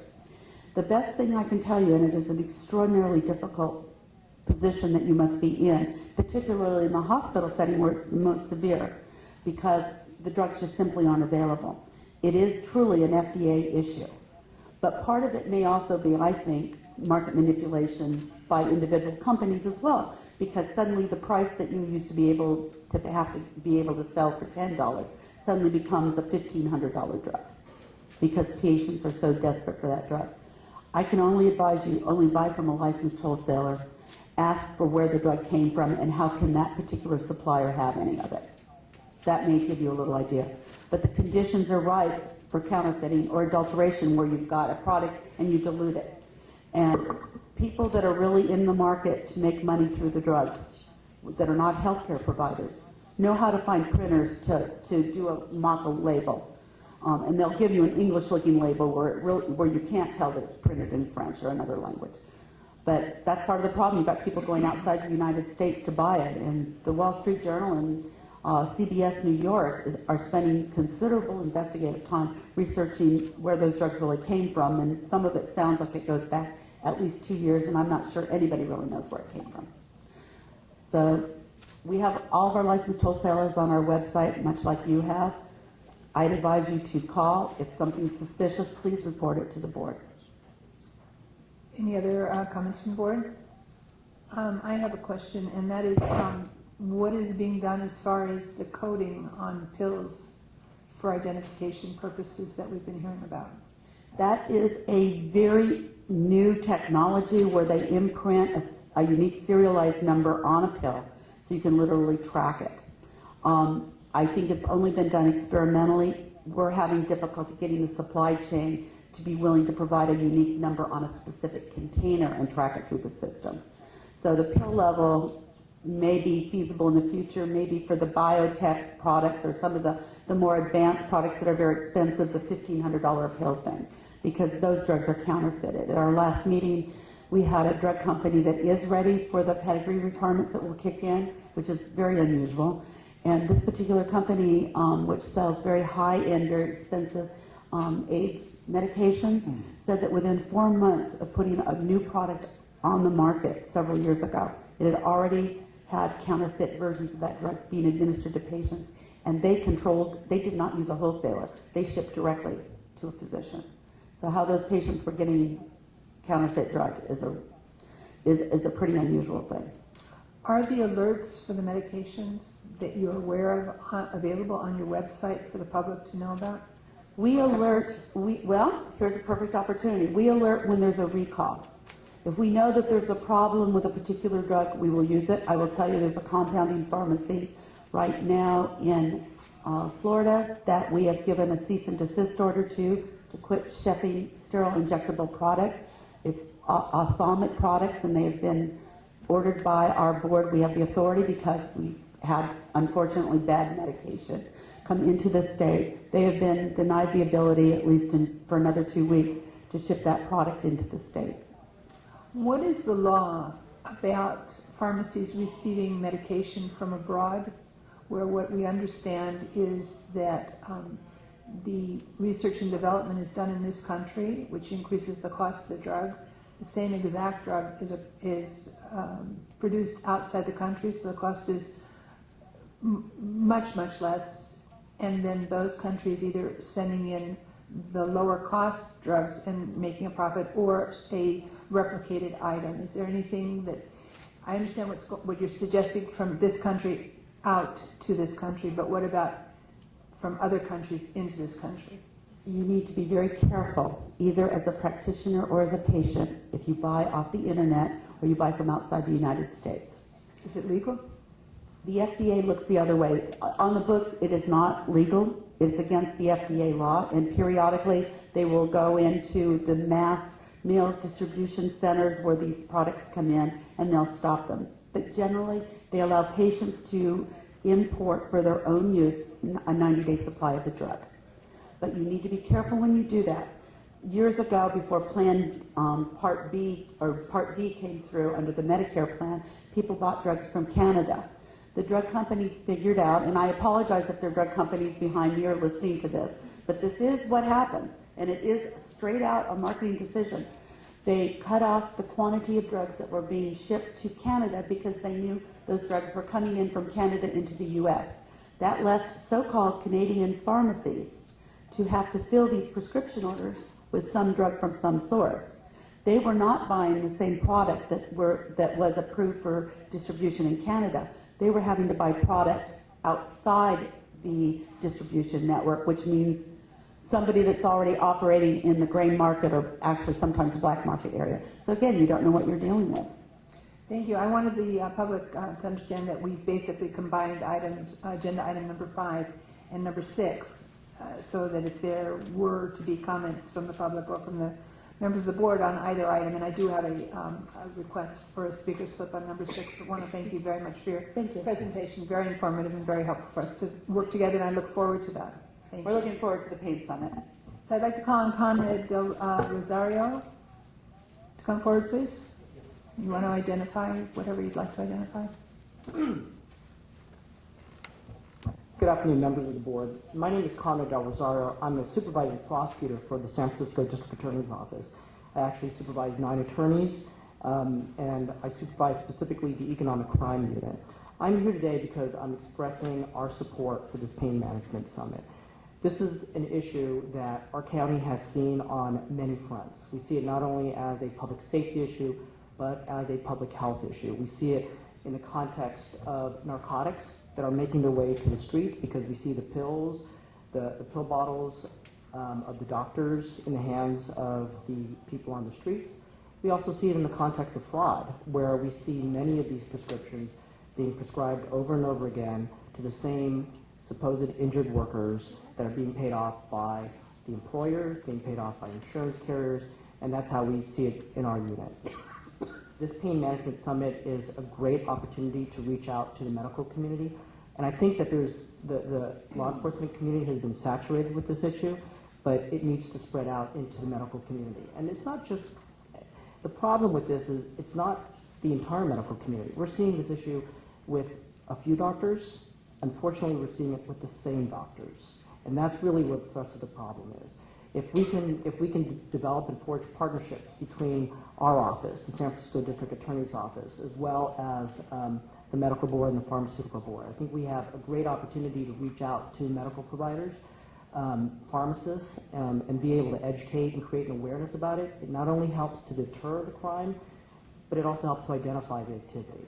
And I think our office has a history of forging partnerships with the medical board. Our office investigators were the ones that worked with the doctor that was practicing liposuction in the living room. So in conjunction with the medical board investigators in our office, we were able to take that case to court, and it's still pending, and many victims have come forward after the publicity of that case. So I think this is a great platform for our office and our agency to work with you. We welcome the opportunity for our office to be a resource to this Pain Management Summit, and we welcome every opportunity to discuss it openly. Thank you very much. Thank you. I have a question on the... Sure, Dr. Lowe? So, this Pain Management Summit, what is the target audience exactly? The target audience will be physicians as well as pharmacists. What physicians? I mean, it's not all physicians. Are we talking about the pain physicians? Mostly Are we talking about the doctors that fill all these prescriptions to these people that really don't need the medicines? They're not likely the ones that are going to be coming anyway, and that's who he's interested in targeting. Part of it will be targeting the pain physicians, but we will also be looking at targeting physicians to develop a better rapport with the pharmacists, because there are so many issues going on right now for interconnectivity, because rules and regulations are changing related to pharmacists being able to possibly provide more than a 30-day supply, and we want to make sure that the pharmacists are actively calling up and engaging in a conversation with the physician, and it doesn't matter if it's pain medicine or other types of medicine, to make sure that they're working together. In the past, Dr. Lowe, the medical board sponsored a summit on intractable pain, which I participated in, by which we brought all of the interested parties that were doctors prescribing, as well as companies that were providing the medications that allowed them to prescribe for that specific area. We never went forward and coordinated any efforts with pharmacies, but we did set up what the protocols would be, what the appropriate protocols would be for those patients and those prescribers, those medical providers, for patients for intractable pain, that would allow them to prescribe larger dosages of medicine. But I think that what we're seeing now is like a next step kind of a collaboration effort with the pharmacy individuals as well as the medical board. I don't think that we're looking to target any specific group. I think what we're looking to do is to come up with some kind of workplace expectations of what is appropriate when we work together with the pharmacies and the pharmacists that are prescribing, the doctors that are prescribing, and an open dialogue discussion that we're a team in this, that it's not doctors prescribing and pharmacists just filling prescriptions, or pharmacists filling prescriptions and never having a conversation. I think that's where you're going. Is that correct? And we're not limiting it to just physician prescribers. We will be looking at all prescribers. Continue, Dr. I would say that everybody would support the fact that we want all patients that have bad pain, especially intractable pain, to receive the appropriate medications and so forth and so on. I mean, that's not an issue. So I think I support that for sure. The problem is that you would think that pain management physicians would be the doctors that prescribe the pain medications on a regular basis. But in practice, I haven't found that to be true. What actually happens is the pain doctors want to do procedures. They want to be able to do injections. They want to do things that carry good reimbursement. At least that's what it seems like to me. And then so if they find somebody that does need pain medications on a long-term basis, they want to turn it back over to somebody else to prescribe the medicine. They don't want to keep prescribing those medicines. So the other people that you want to target are the ones that do it for money, the doctors that prescribe for money, or the pharmacists that fill for money. And while we all believe that we want to target that, I'm not convinced this symposium or summit is going to help at all with that. And we will be targeting the Family Practice Academy because we know that the general practitioners are issuing a lot of. But all of pain those doctors that are going to come aren't the people that are the problem. Dr. Lowe, I would suggest this goes further to maybe a committee of the board in addition to on the staff level, where some of these concerns can be further discussed and a roadmap may be discussed, because I can see where you're coming from, and I want to thank you for your comments. Dr. Carrion? I want to be brief. Thank you very much for your presence. This pain management issue is being in the table for a long time. And this is basically for anesthesiologists who they want to treat pain. But I think that we need to go a little deeper. We need to find the root cause analysis of the problem that we have here. Here is, we need to see why the abuse and diversion of prescription drugs is in our cities today. And if we don't do that, we're not going to help our communities. My suggestion is to try to create a comprehensive, multidisciplinary meeting. Pain management is fine, but should be more, because the problem is deeper. And we need to go to the root cause analysis of this serious problem that today is killing young people in our communities. Pain management, sir, is fine, but it's only part. We need to be more.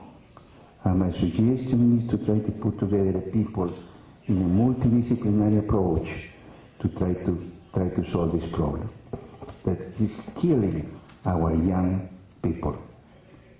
Thank you. I want to thank everyone for their comments, and I'm going to ask that we move on the agenda as we have in front of us. Thank you very, very much for your comments.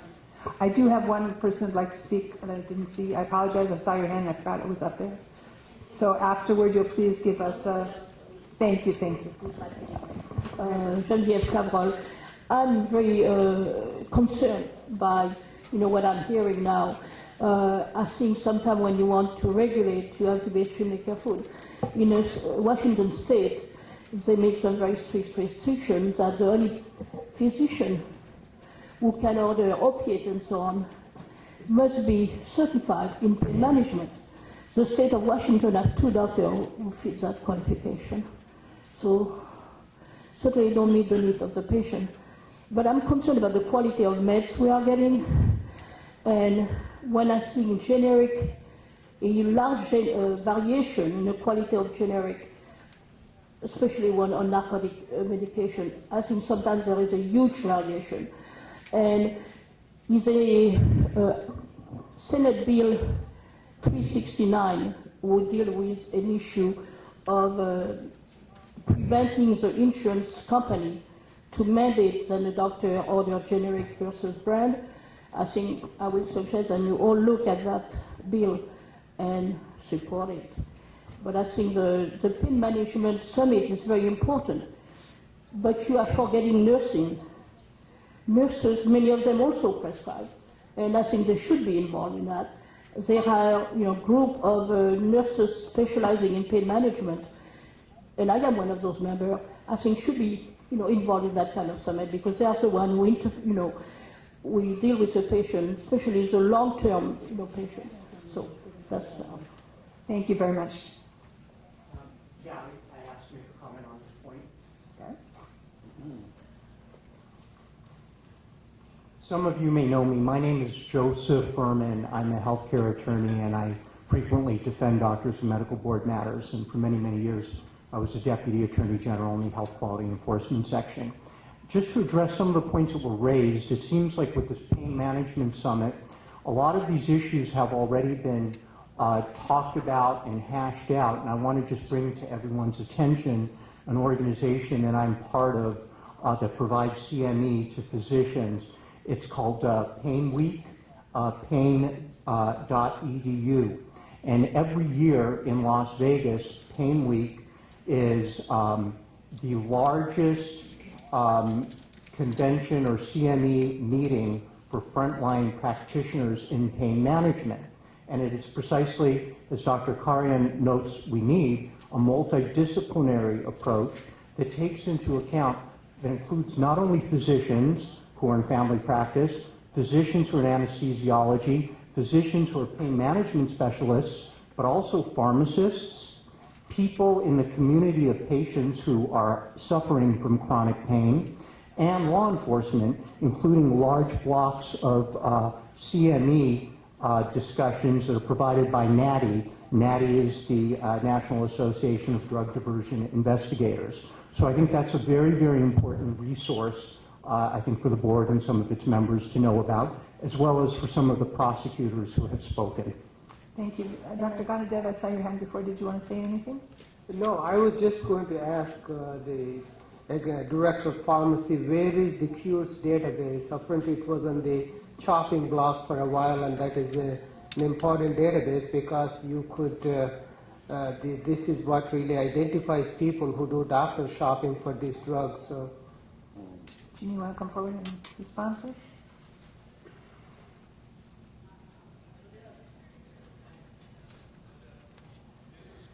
The CURES program itself has been basically defunded, and it's been moved to another unit within the Department of Justice. It is operating. Pharmacies that dispense controlled drugs and practitioners that dispense controlled drugs are required to report to it, as they always have been. They are inputting people into the system so that you can get online, near real-time reports on where the patient has been in the past with respect to how many controlled substances, where they're getting them filled, how many physicians, the basic information that you've been able to get relatively recently.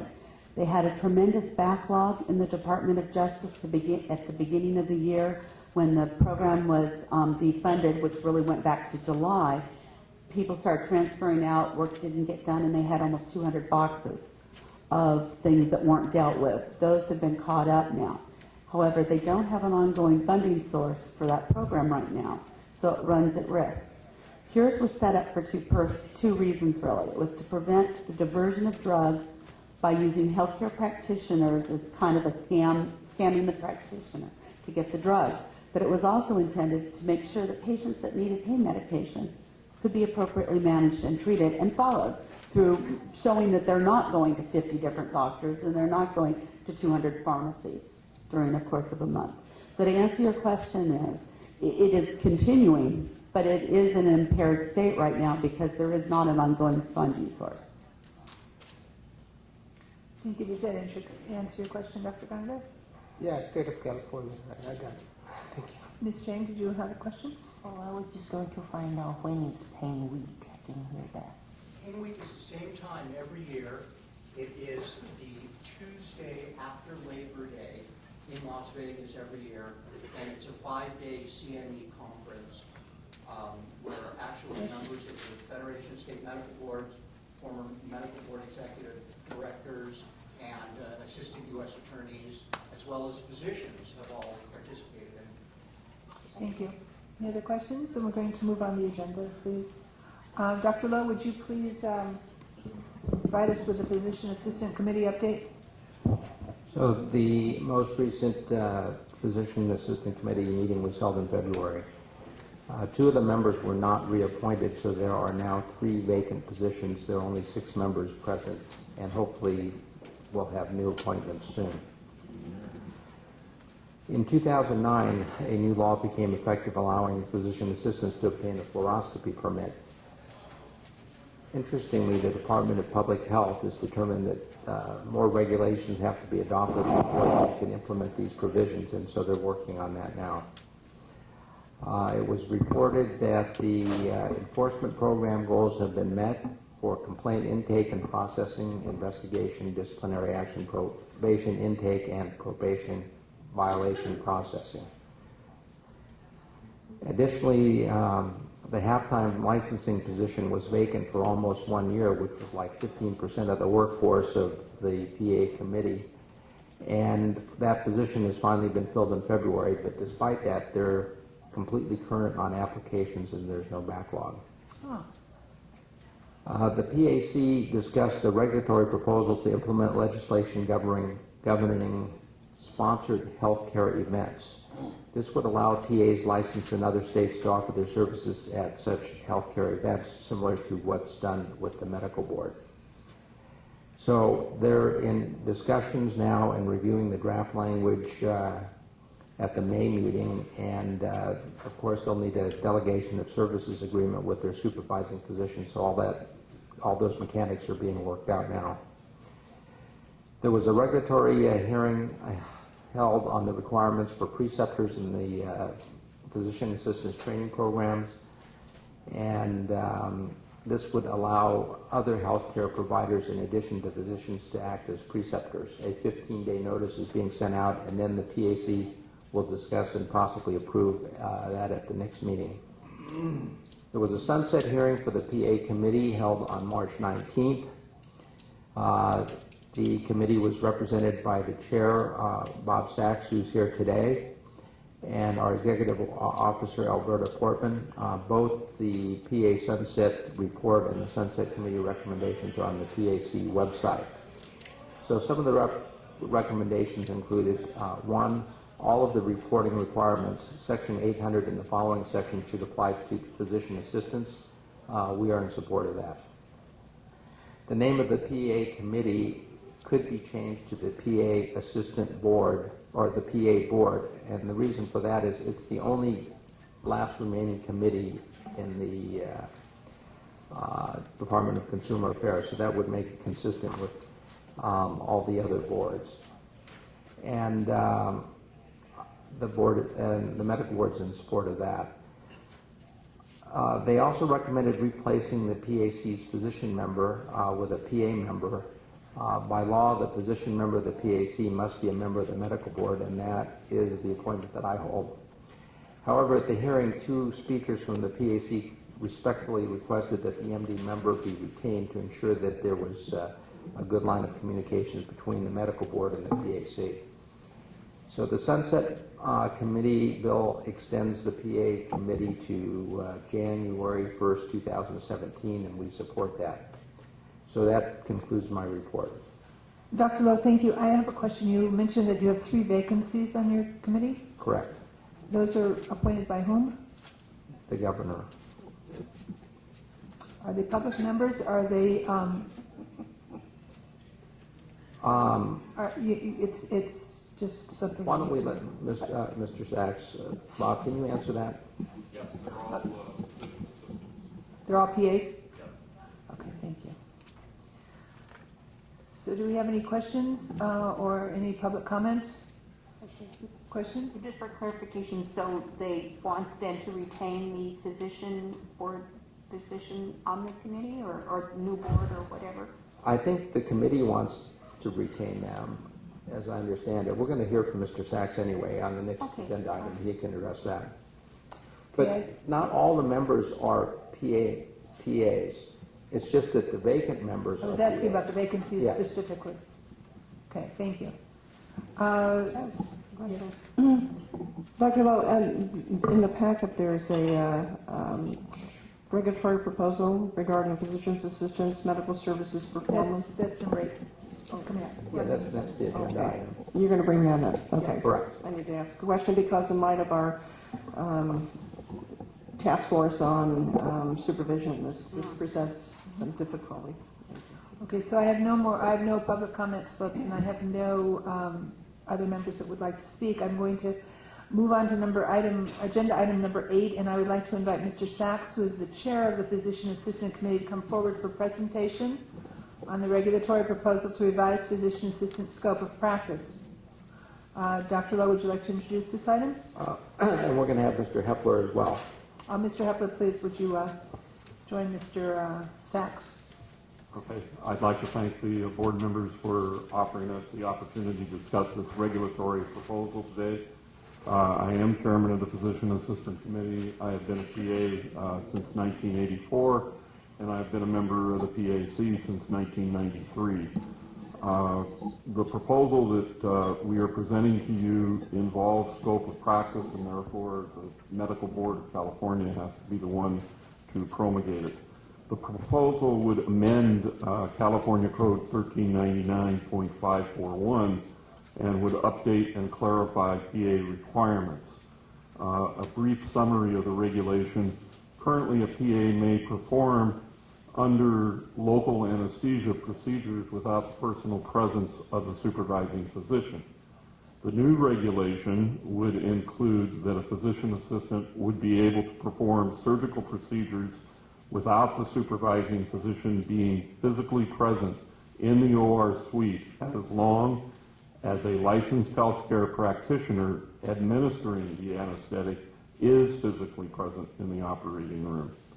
This would allow PAs to close surgical wounds, harvest saphenous vein, or similar procedures. The surgeon would be required to be on the same floor and in the operating complex. The proposal would update regulations to reflect current practice within the medical community and continue to protect consumers. This regulation has not been amended since 1991, and at the time, the use of physician assistants in surgery has increased significantly. Amending the regulation would allow better access to care by allowing the PA to perform part of the procedure while the surgeon could leave the operating room to dictate, make phone calls, meet the next patient in pre-op, and still be readily available to return to the OR if necessary. I would like to thank Mr. Hepler, who assisted the PA committee in drafting this regulation. Thank you for your consideration of this request. Thank you. Mr. Hepler, did you want to add some comments? Certainly. Madam President, members, like anything bad that happens in the Hepler household, I am partially responsible for this. When I was PA counsel, I offered an opinion about 2005 on the old existing regulations regarding what personal presence meant. It went along fairly well. It was recently challenged, and there began to become some erosion of that opinion. And the PA committee was essentially asking me if I would write another opinion, perhaps taking into account the fact that this hadn't been amended since 1991 and the change of practice. It was my advice to the PA committee that rather than have essentially dueling opinions about what personal presence meant, that the correct way and the proper way to resolve the issue was in fact to change the regulation to reflect what the PA committee wanted, as well as to honor its obligation of consumer protection. So that's what you have before you, and I'll be more than happy to answer any questions. Let me just say that again, a PA physician assistant operates under a delegation of services agreement from his or her supervising physicians. And so before even a physician assistant under an amended set of regulations like contemplated here would first have to have this particular medical service essentially authorized through the delegation of services agreement with his or her supervising physicians. And with that, I'll be quiet. Do you have comments from members of the board? So just as a little explanation, most regulations for PAs can be adopted by the PA committee, but when it comes to the scope of practice, then it has to go through the medical board, and that's why this is coming here. Thank you, Dr. I appreciate that. I should have asked for you to remark on that in the beginning. I apologize. Dr. Ghani, did you have a comment? Yeah, I think including the closure of surgical wounds and all that, I don't have any issue. I think that should be done by the physician assistants trained. But what concerns me is may perform surgical procedures. What does it mean? Does it mean then they can independently perform? I thought it would sound better may perform surgical procedures such as the closure of surgical wounds rather than including. It's somewhat confusing. What are we really totally allowing? Independently performing surgical procedures under anesthesia or are a part of a team which is totally appropriate, harvesting saphenous vein, closing the wounds and all those. I'm a surgeon, that's why I can and a cardiovascular surgeon, so I can explain that. Thank you. Can we have that answer? No, I'm going to ask for the answer, sure. I respectfully, I believe, as far as the team, I'm sorry, Doctor. Okay. I was just going to say, as someone who was pretty much the author of this, it was our intention not to have an exhaustive list, but so far to be so kind as to rely sort of on the delegation of services agreement to sort of set the limits. As far as the team concept goes, I really can't comment that except to say the licensed healthcare practitioner who's administering the anesthesia will still be physically present, and the supervising physician will be available like it says in the regulation. So I'm sorry if that doesn't answer your question. We tried to stay away from an exhaustive list of this, that, if then that. But it doesn't remove, the changes to the regulation do not remove the requirement for supervision or delegation of services agreement. That remains in the regulation. I still haven't got the answer whether they can independently perform procedures under general anesthesia when there is a licensed anesthesiologist or a nurse anesthetist giving the anesthesia. So I wasn't sure on that. Basically, the answer is no. The physician assistant works under the delegation from the supervising physician. So I myself, I'm also in cardiac surgery, have been since 1970. What this would allow me to do is go in and start the endoscopic vein harvesting 15 minutes before my surgeon comes in so that I have a head start. I'm not going to be doing the cardiac surgery. I may be assisting in closing, or when we get to the subcutaneous layer, closing the skin. Right now, that is happening in most hospitals, and that's why we're trying to update the regulation to what's... So I think that what's important is if everyone is looking at page 87 to what the terms are. I mean, it's kind of spelled out there for you. So I just make sure that you're all aware of where we are. Ms. Shipsky, did you want to speak on this? Well, I just want to clarification. The delegation of duties, Mr. Hepler, is not illegal. It's not like it's designated in law what they can delegate. That is between the physician and the physician's assistant. So, we got into this discussion extensively over the issues of cosmetic procedures, and particularly the issue that I think actually maybe Dr. Bishop brought it up about the use, or maybe it wasn't, the use of local anesthesia without having any physician present. And so this would allow that without any physical presence of a supervising physician for local anesthesia. I just bring this up because as we get into the discussion about cosmetic procedures, the truth of the matter is this is being done already. And that obviously the regulation is coming after the fact. The other question I have is licensed healthcare practitioner administering the anesthetic. That would include CRNAs, correct? Right. Yes, that was my intent when I wrote that language. Yes. So there would not be a requirement to be an anesthesiologist there. It would be a CRNA. They could be a CRNA. Either or, yes. Okay, I want to clarify. But I think this kind of sets the stage again when we start talking about cosmetic procedures, some of which are performed with local anesthesia. Hopefully none is performed under general anesthesia. But I do think that, and knowing that the guiding principle should be that prior to delegating any medical procedure, as the wording you have, the physician shall review documentation which indicates that, and I would say within cosmetic surgery, the healthcare professional is trained and competent to perform the procedures.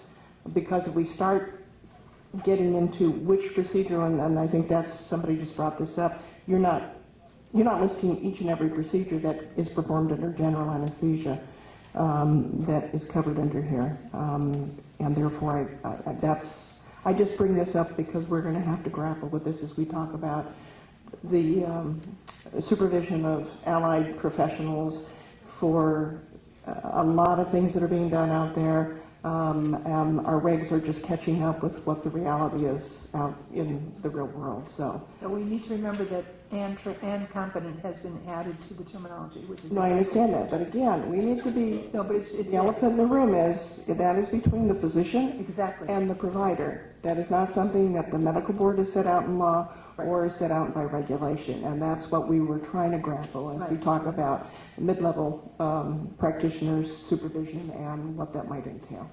Dr. Salmonson and then Ms. Chang, please. So then basically, for example, a general surgeon could delegate a breast biopsy to the PA, might never come in the room. I doubt if that would happen. I think if But it it would be was legal. a surgical procedure, the surgeon would probably delegate the closure part of it. Well, not but see, I wouldn't surgical describe procedure. that as a surgical procedure then. So I'm trying to get what surgical procedure Well, would be something. As Mr. Hepler mentioned, we didn't want to do a laundry list. Well, I don't see the reason then to call it a surgical procedure. I would say a portion of a procedure. I'd say that is a significant difference.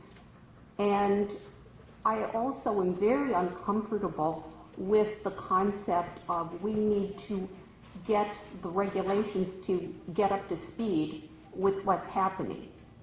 That to me is not wise, in my opinion, logic. I would think first we analyze, should we expand scope of practice? And because basically what that says to me is that people have not been adhering to guidelines, and we're having to change the regs to keep up with what's going on. And maybe that's okay, we run the experiment, we've gotten away with it, but I think that reasoning is not reasoning that I feel comfortable with. I'd like to point out also, though, the part of the regulation about a PA working without a supervising physician present under local anesthesia is currently the regulation and has been since 1993. Yeah, if I can, I brought that up because we had extensive discussion about the application of local anesthesia for cosmetics procedures and that there should be somebody available, but and I'm bringing this up as illustration that's not really the state of the art. Ms. Chang and then Dr. Bishop. I actually have a very similar question with Janet, but I think I wanted to ask it again. If I have a appendicitis, my appendix, and is in trouble, and went to a hospital, they gave me general anesthesia.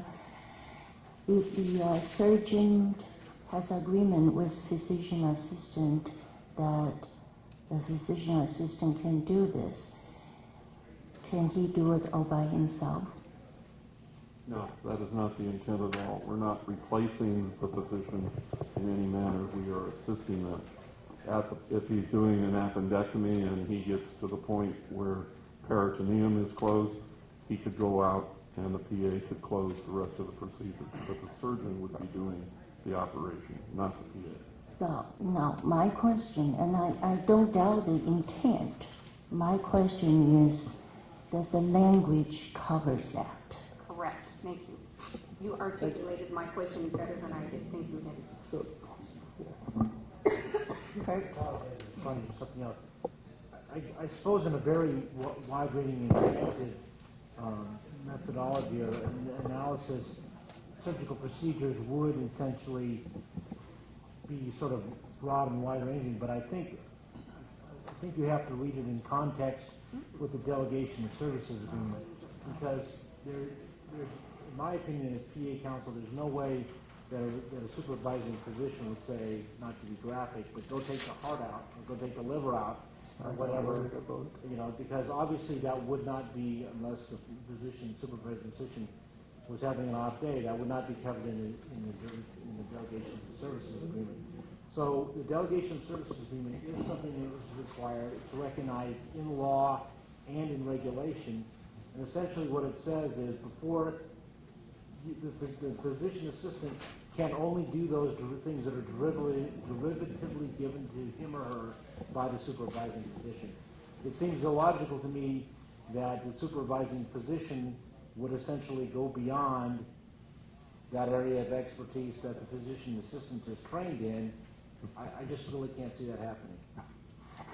Dr. Garnett, you had your... Oh, Dr. Bishop, I apologize. I'm so sorry. I really have to say, Kurt, you see this every day, what physicians do. And I think it's very, unfortunately, naive for us to believe there isn't somebody out there who would abuse this. I think that it's all well-intentioned. I agree with our physician assistant here. I mean, most people are honorable. Most physicians are honorable. But unfortunately, we see this every meeting, the crazy things people do. And I do think we should do something to allow this to be legal. I mean, we have physician's assistants at UCSD who are closing wounds while the surgeon's dictating.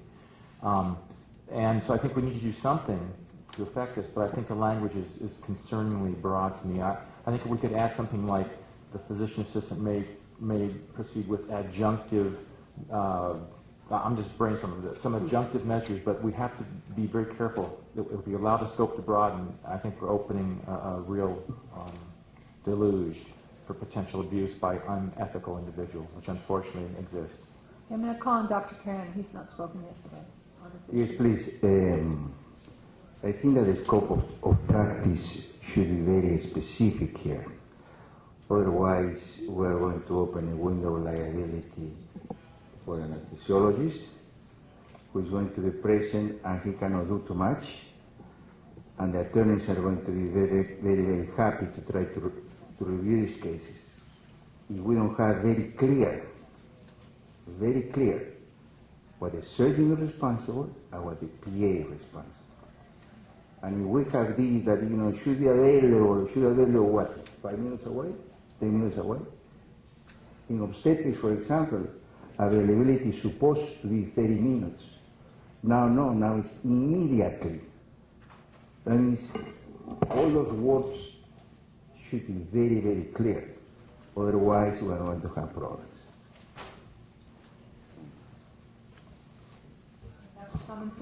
Well, again, I know we're not supposed to wordsmith, but I think just adding this as a thought, a physician assistant may perform appropriate portions of surgical procedures. Just puts it in the context that the surgeon is really doing the sort of meat of the matter, so to speak, in the adjunctive part. But when you say surgical procedures, I just see that as, talk about ulterior motive. The surgeon is in one room doing the mastectomy and has the PA do a bunch of breast biopsies in another room. Yeah, he's available, or he or she is available, but that is a quite different thing than opening and closing. And I really think this language does not differentiate that. If anything, it encourages separate procedures, just having a person available. I'm going to recommend that we send this back to the PAC committee. It sounds to me that what I'm hearing is that there is not consensus on a level of comfort that we're not ready yet for the regulation. So I apologize, but I'm thinking that it's going to need to be.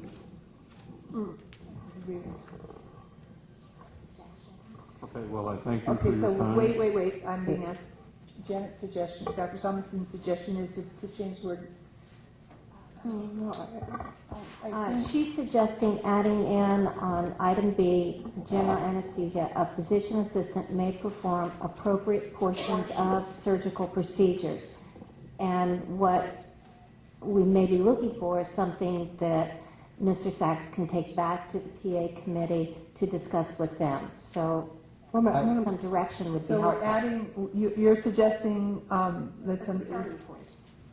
you're suggesting a physician assistant may perform, and then add the word appropriate portions. Certain portions, Appropriate portions of surgical procedures.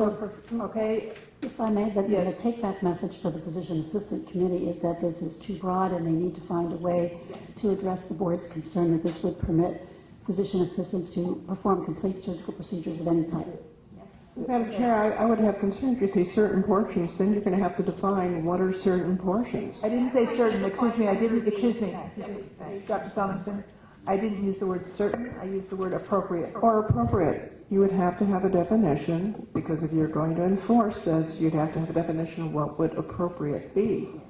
Is it not what we just discussed a few minutes ago about the delegated services? If a physician wants to delegate whatever he wants, that doesn't necessarily make it appropriate. If he's letting the PA do this, he's got it in the delegation of authority. Okay, so he's covered his responsibility to delegate this in writing.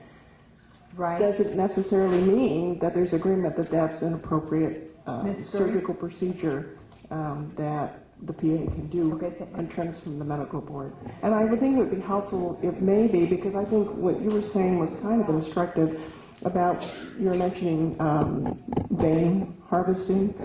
If we could get some examples, I think we do this in abstract, but this is being done where you're going in prior to the surgeon and you are beginning a surgical procedure, correct?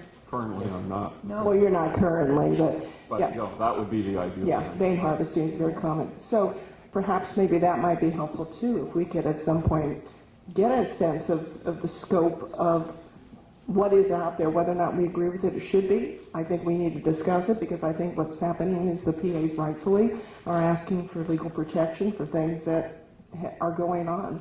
And so we need to have some sense of what is going on. Ms. Scurry?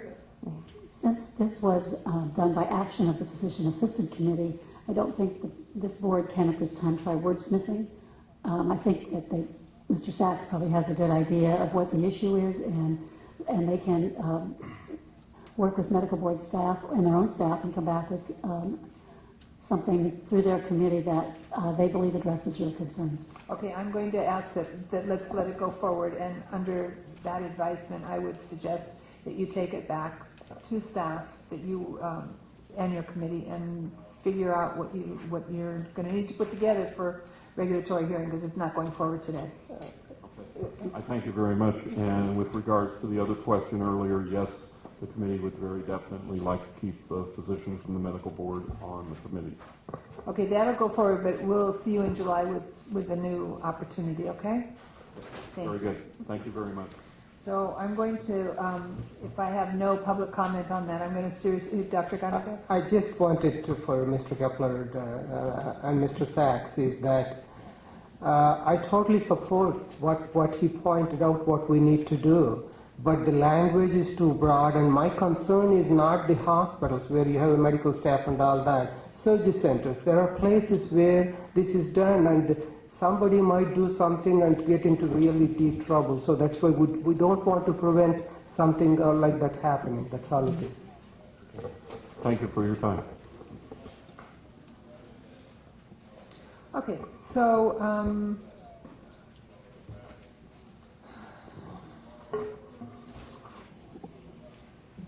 moving on to number 9, in consideration of revised regulatory proposal is regarding sponsored healthcare events.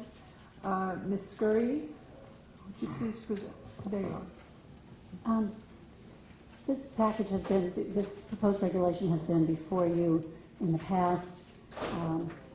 The file was sent to the Office of Administrative Law. By the time the board gets some of the approvals it needs, a lot of time has run and you only have 1 year validity period to your notice. So you'll see that there's a disapproval by the Office of Administrative Law, and that's actually a very valuable thing because it keeps your rulemaking package alive.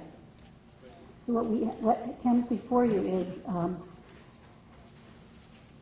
this is the sponsored healthcare, I always say it wrong, healthcare event regulations. And we have worked with both the Office of Administrative Law and the Department of Consumer Affairs to get the revisions to the form and the supporting documents.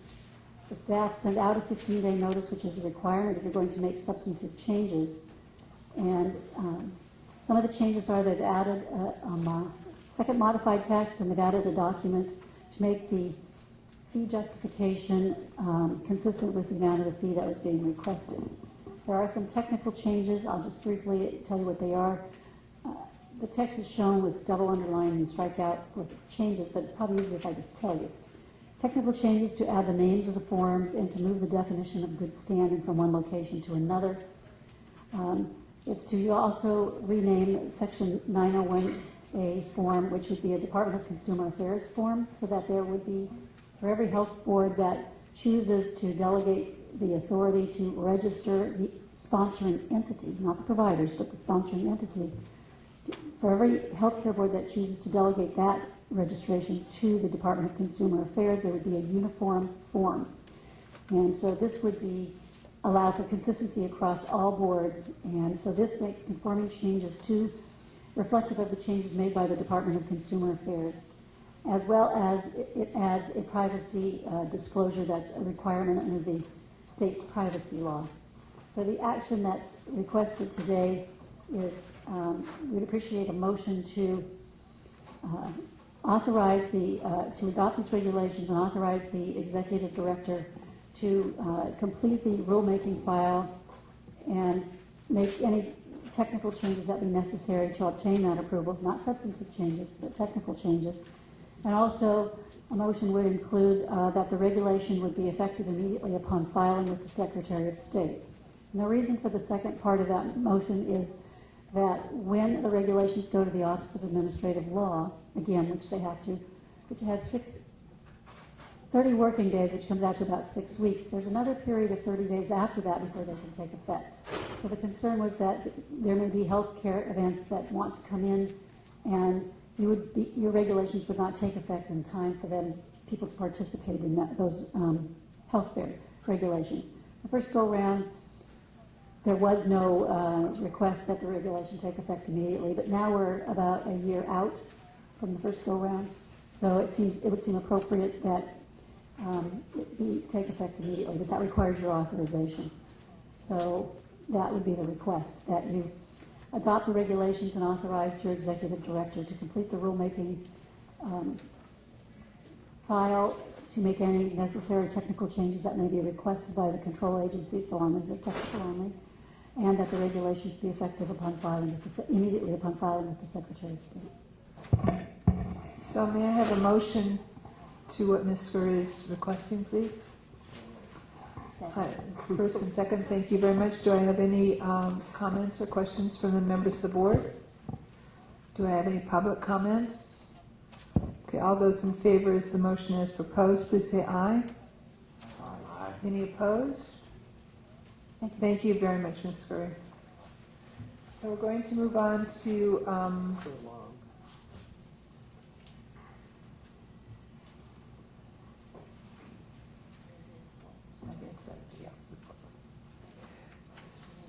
we're going to use the prerogative to move on to number 11. We're going to hold up on the strategic plan for tomorrow. And have a report from the committee. Ms. Shipsky, would you please give us a report on position responsibility? Certainly. First of all, I want to thank staff for their assistance in putting together the committee logistics and for coming to Long Beach. I also want to thank those board members who did as well as the stakeholders. I think it was a very robust discussion, to say the least, but I do think that we made quite a bit of headway, I thought, in the consensus of perhaps the direction that we need to go in terms of feedback, obviously, to the legislature. The Committee on Physician Supervisory Responsibilities met on April the 11th in Long Beach. The purpose of the meeting obviously was to discuss the particular requirement under SB 100 that was signed into law last year. SB 100 requires the board to adopt regulations regarding the appropriate level of physician availability. Sound familiar?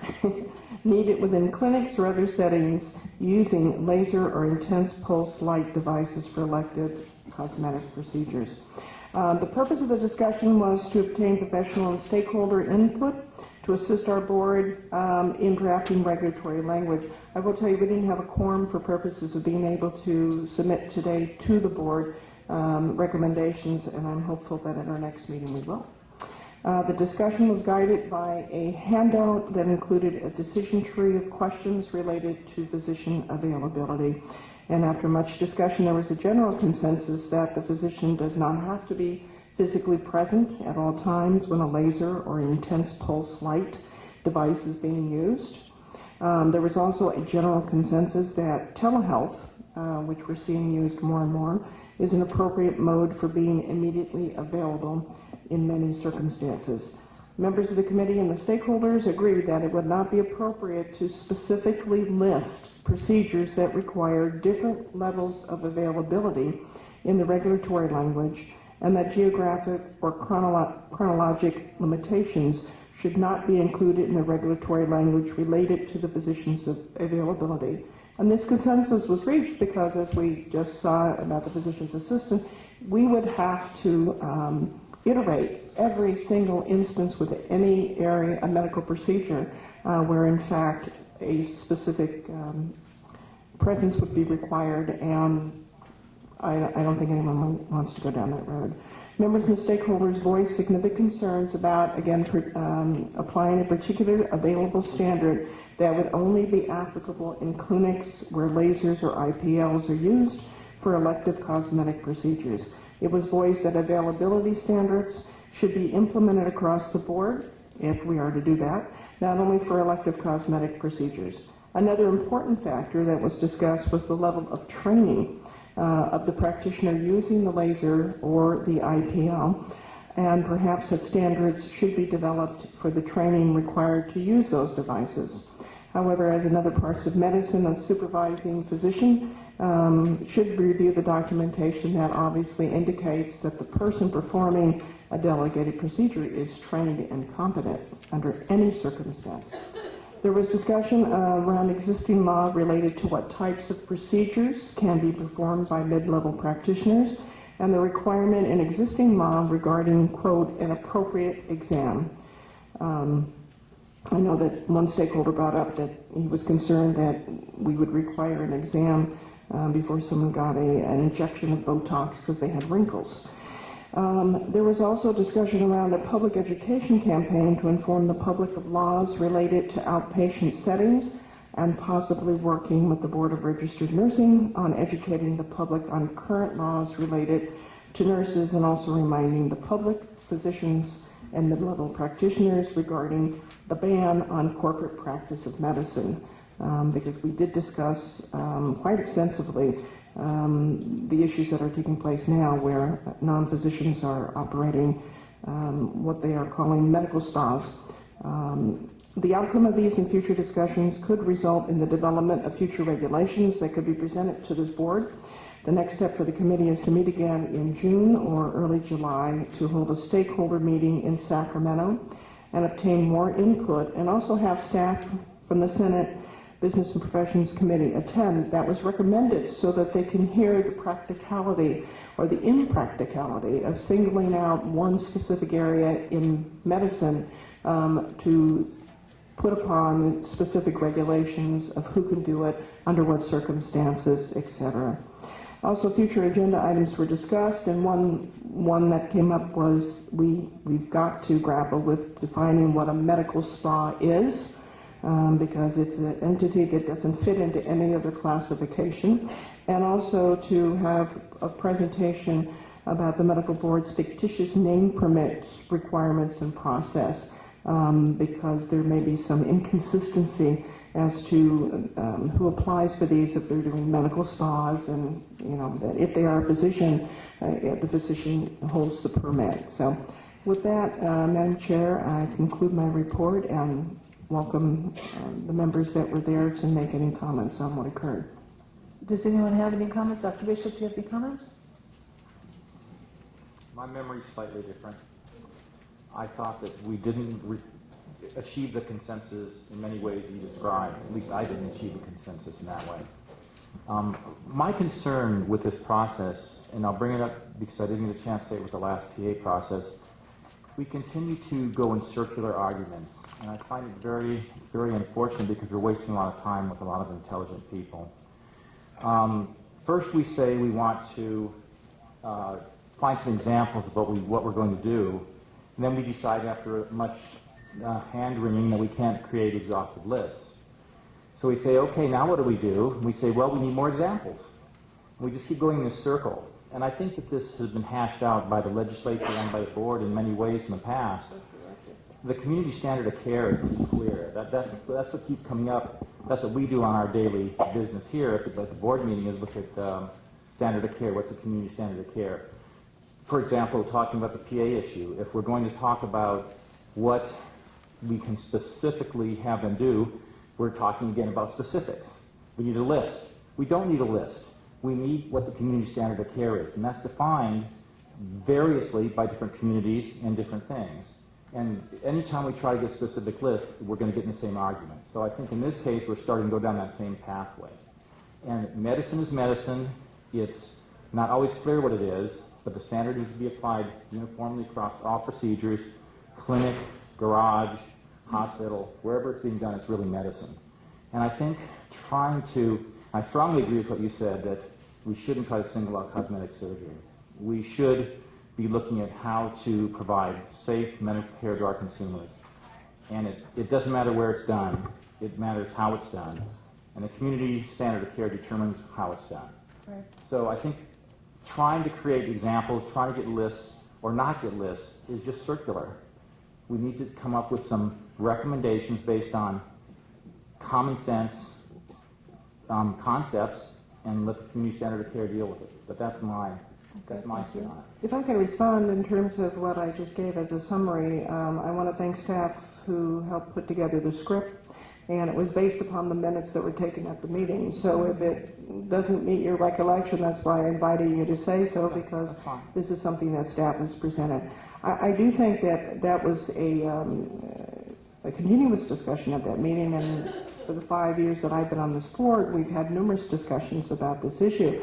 I think the big elephant in the room is that perhaps we are out of sync with what is really going out in the community.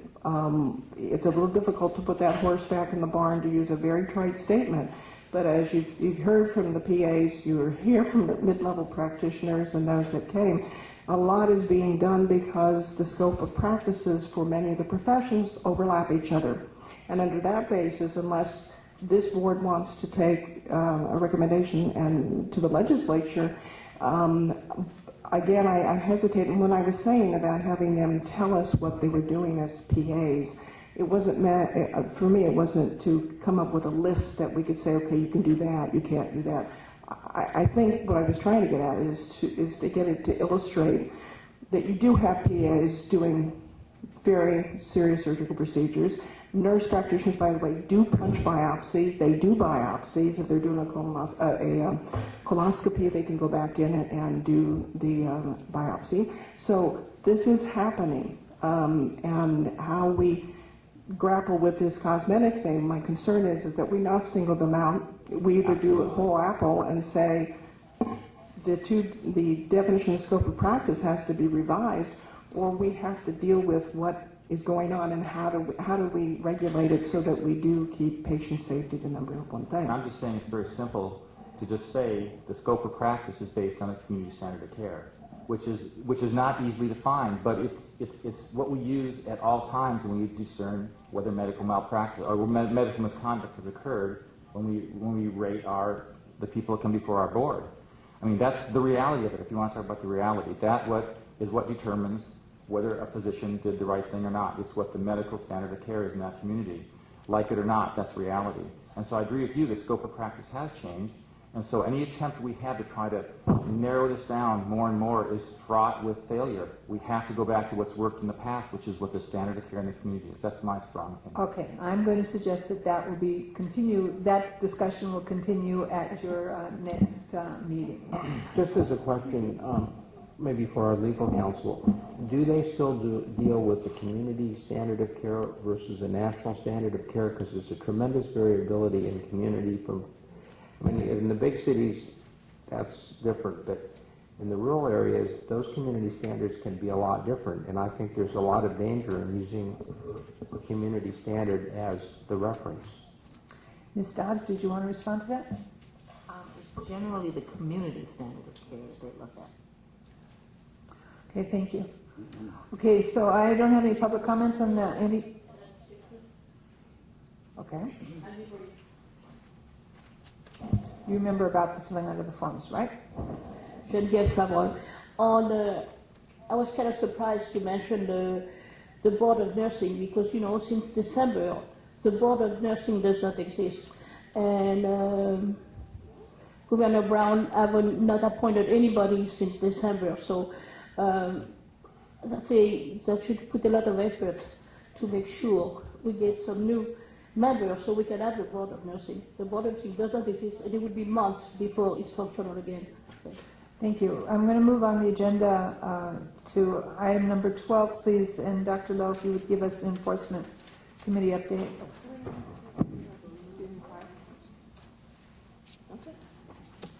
No? So the Enforcement Committee had an ambitious agenda, beginning with the presentation on enforcement core concepts by our senior counsel, Mr. Kurt Hepler. He discussed concepts that included due process, consumer protection statutes, and regulations.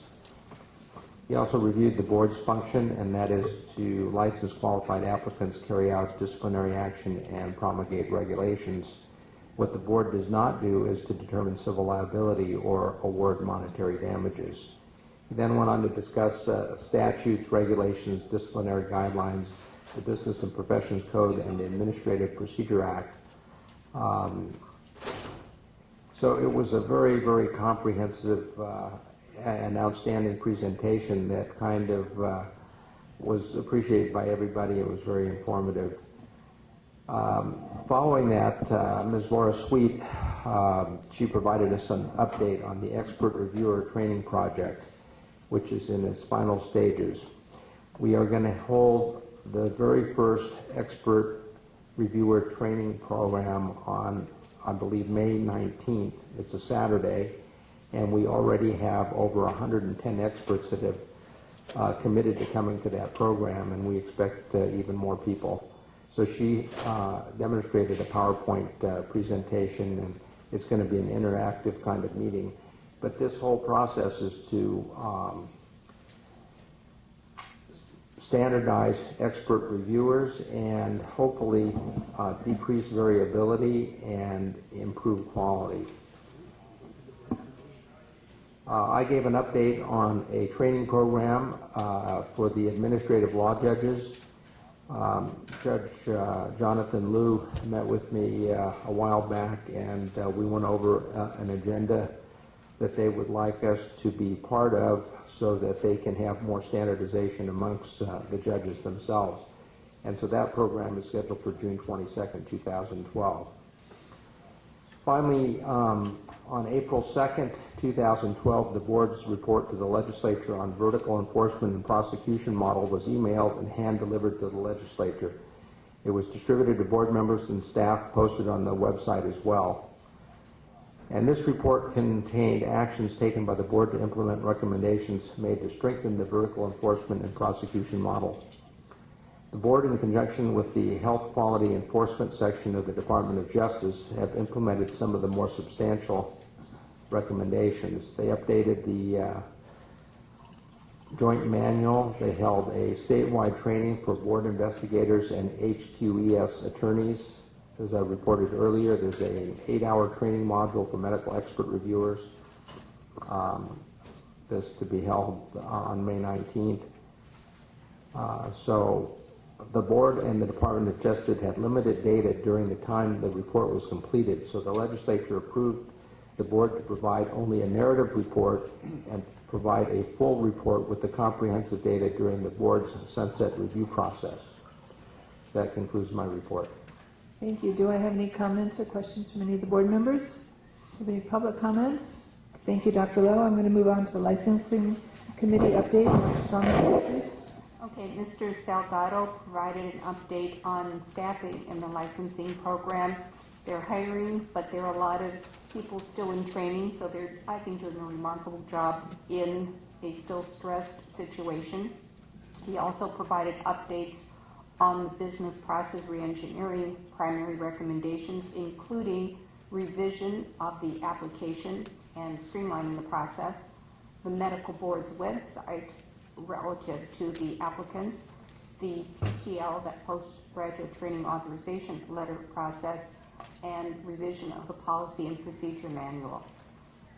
The Ms. Lowe provided an update on implementation of SB 100 regarding the outpatient surgery center requirements, and the component that is really under the purview of licensing is really a database that is going to appear on our website regarding the status of outpatient centers with respect to the 4 accreditation agencies. And at this point, they're still trying to gather the data in a consistent fashion but we were told that consumers are able at this point to call the board and inquire about a particular surgery center and find out about their accreditation status. Mr. Salgado also provided an update on the implementation of the polysomnography program, happily abbreviated as PolySom, and that apparently is up and running. And Ms. Lowe provided an update on the compliance of Section 2168, and that is the specialty faculty permit holders. And that concludes the licensing report. Thank you, Dr. Samuelson.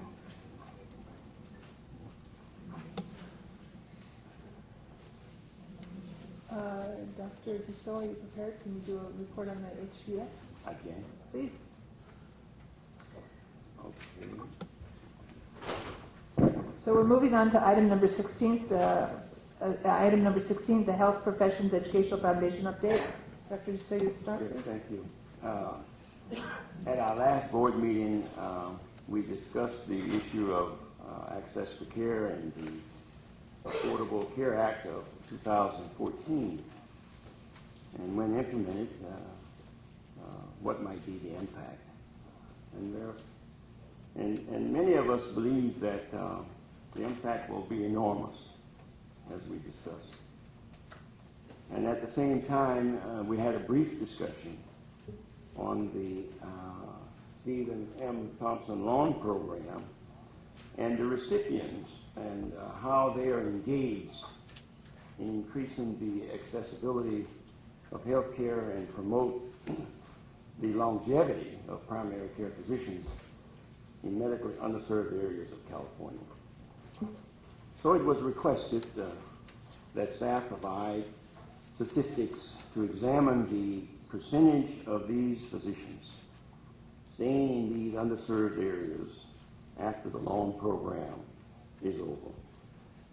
And before I ask Kevin Chunky, I think he's here, really to come up, I would like for him to bring, did we make some copies of some material? Okay, we'll get there. I want, before we share these statistics, we have an answer to the question. But before we do, I would like to call your attention to some related materials that I think is relevant to an overall understanding and overall discussion about this issue. And so if we could look at this document that's being passed out, we asked the Health Professions Education Foundation Board to give us some background information on the program. And that is what's being passed out now. Just to bring everybody up to speed about where things are today. In terms of participants, the amount of money that's been awarded,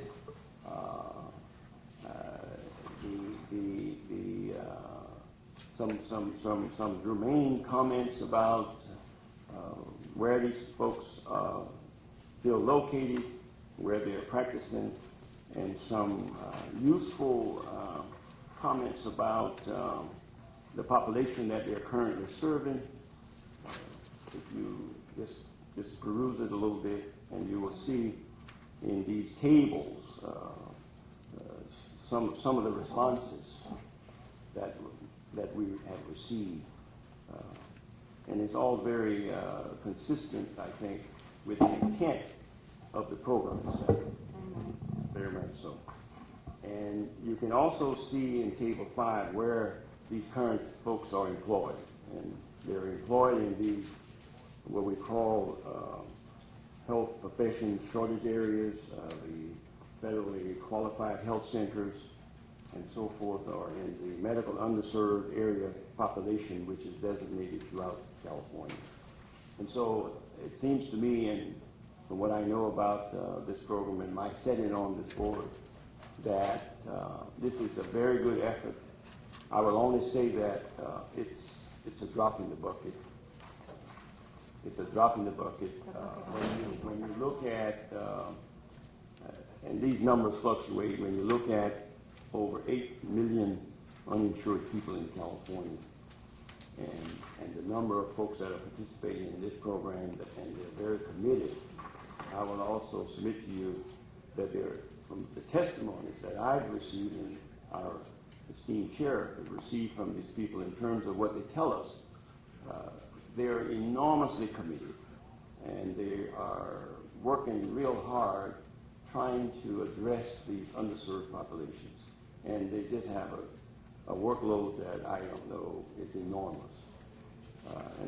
And the other related piece of information I'd like to draw everyone's attention to, which I was very pleased to see, in our own newsletter, the Medical Board newsletter, you find some testimony there as well from 5 individuals that are participating in the program. And you can read for yourself some of the very fine comments that are reflected there as a result of their work. So let's get to the question.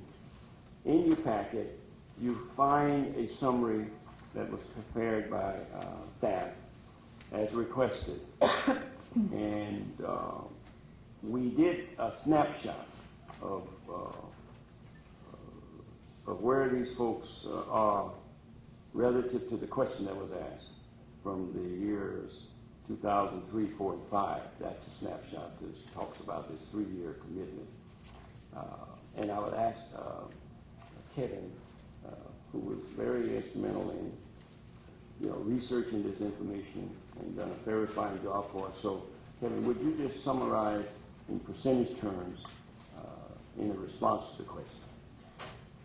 Good afternoon, members. If you'll look on page 141 of your agenda packet, this is the summary that Dr. DeRusso mentions and which was precipitated by the questions raised at our last board meeting. For those of you who still are new, if you'll keep in mind that the legislation implementing the loan repayment program was enacted in 2002. And the first 3 award cycles, the medical board administered the program.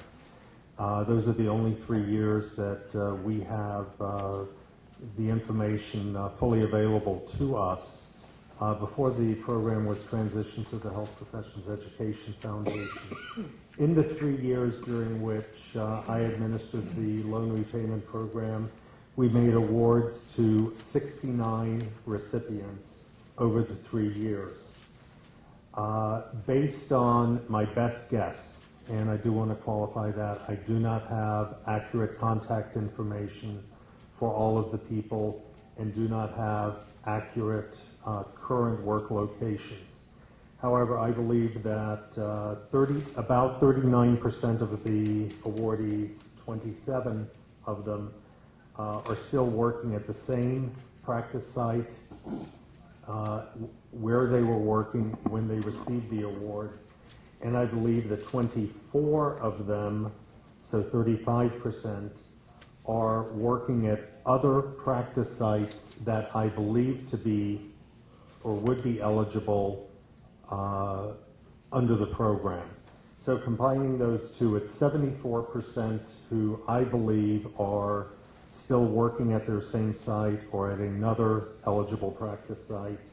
And I believe that 18 of them have moved on to other sites, so 26%.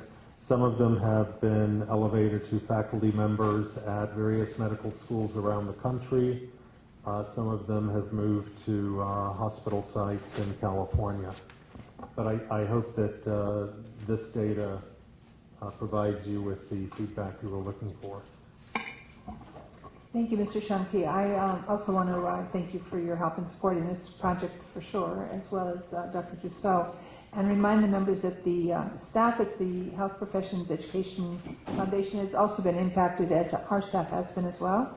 And regardless, their commitment to making sure that more doctors are out there in the underserved community were given an opportunity of putting out a second round of applications in 2011, 2012, which afforded an additional $4 million that the federal government, President Obama's administration, made available to California. And in an amazing turnaround time, we're able to put doctors out, more doctors out in the community. And as if you look with the number of applicants, you can figure that probably 98% of these applicants are in fact eligible for money. So in the most recent year of 185 applicants, we awarded 76. We could have awarded with more money. Absolutely, yeah. 185, maybe 184. So it's something that every bit helps, and I want to thank Dr. Dussault for his report. And if there's any comments or questions, Dr. Ganadev? Thank you for the report. We were very curious and see where these people went, what happened to them. Because 2002, I was on the CMA board when we put the legislation together to add additional fee to the doctor's license fee to do this program. So it's a pleasure to look at that. But answering your question, I think the only way we can make a bigger dent is take the young people from these areas into medical schools, train them in the residency, so they will go back home and take care of people. That's the only way. Otherwise, there is no other way. These are all simple band-aids other than training culturally competent doctors in the local communities. Right. Thank you. And Dr. Ganadev, you weren't here for the many years of Dr. Gitnick's support and thanks to CMA for the joint effort. So you should know that that wasn't forgotten, that I didn't mention this time. I apologize. At every time and opportunity, we really are very thankful for CMA's support in collaboration with the medical board to make this possible. Now, if we could just get some more money, We'll be that further. we'd be happy to spend it. So I'm going to close this if we have no more questions on this, and apologize that when I did not realize that people had comments on item number 13. We're going to wait for your report till tomorrow, Mr. Shankly, please. So I'm going to go back to item number 13 and ask, please, for very brief remarks. But Ms. Balakian, would you come forward, please? Is that okay? That would be great. And Ms. Montreshat Ramos, would you like to wait till tomorrow, or did you want to speak now? Tomorrow? Okay, thank you. For tomorrow.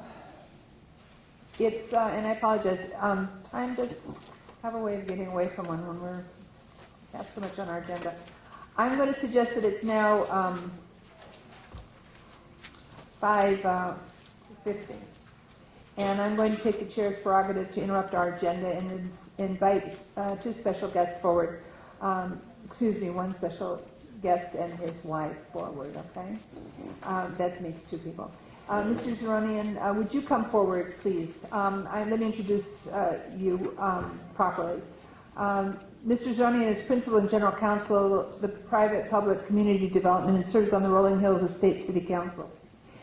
He was appointed to the board in October of 2006 by former Governor Schwarzenegger and served as Vice President of this board during 2010 and 11, and on the Enforcement, Budget, Access to Care, and Physician Recognition Committees of the board.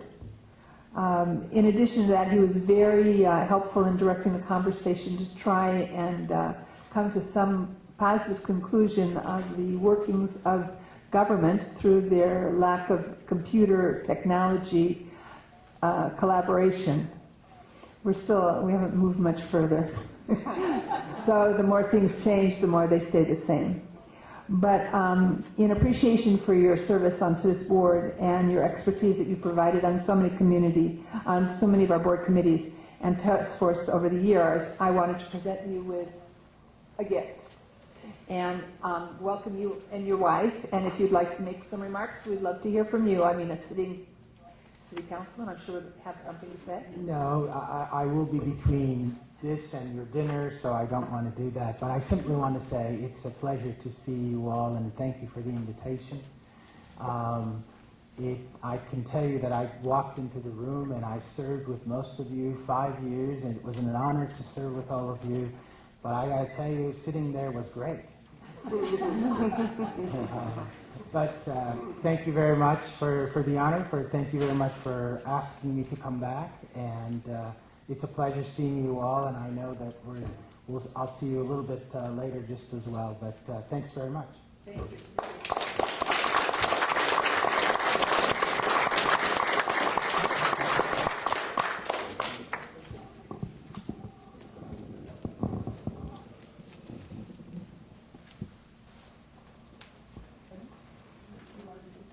Can we just do a short? Sure. We're going to move on the agenda now. That's it up. We're going to move to item number 15 in the Federation of State Medical Boards presentation. Ms. Chang, would you please make a report first? I'll make it rather short. There are 2 points I want to talk about. One of them, it was the Federation 100 years anniversary, and the annual conference was attended by Barbara and Linda and I. And we do have a plaque from the Federation of State Medical Board, and they presented it to us. And I actually would like for Hank to come over and then present it. Dr. Chaudhry? As a official presentation. Yep.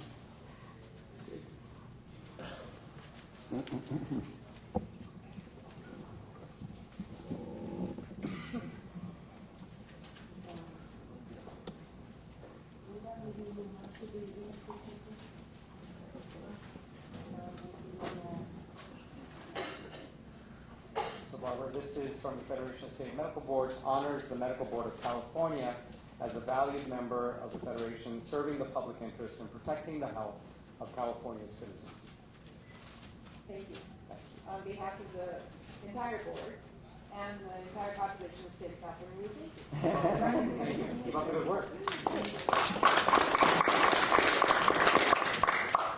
And second point, yes, is I just want to tell you that our board is a very good board. We have a lot of participation in Federation, and quite a few of you are appointed to different organizations, different committees. We have Education Committee, Barbara, you were appointed, and Ethic and Professional Committee, Shelton is in it, and I'm in the foundation, I'm also on the board, and Class Program Committee, Silva is in it, and then the USMLE Step 3 Committee, and Janet just got appointed. That was great. And then this is not the last or least, but it's great to have Linda to be in a work group to define a minimum data set. So we're very involved, and I'm hoping we continue to do so. And because we will have a luncheon tomorrow, Hank and I will somewhat present some of the interesting subjects, so I won't talk too much. Thank you, but I can't thank you enough for your leadership with the Federation and this board in engaging us to become more engaged. For a long time and many years in the past, the assumption was that California wasn't going to be at the table. And I have to tell you that personally, I think that the best thing about the Federation is the ability to have a shared community with shared values and shared resources. The idea that nobody has to go it alone, that there is a support out there and there's the opportunity for resources. It's quite amazing to find out what the different boards around this country are or are not doing compared to our own. It's different. It's not better, it's not worse, it's just different. But the idea of this opportunity, I want to thank you, Hetty, really very much for your leadership, and Linda as well. It's a wonderful experience, and I thank you. So I'm going to suggest that it's now 6 o'clock. I'm going to suggest we're going to recess this meeting until tomorrow morning at 9 o'clock. The executive committee will meet here at 8:30, and I'd ask that executive members to board to stay for 5 minutes. I just want to give you some things. And those that need transportation to where we're going for the dinner should meet in the lobby in about 3 minutes. Or 4, you know, but soon.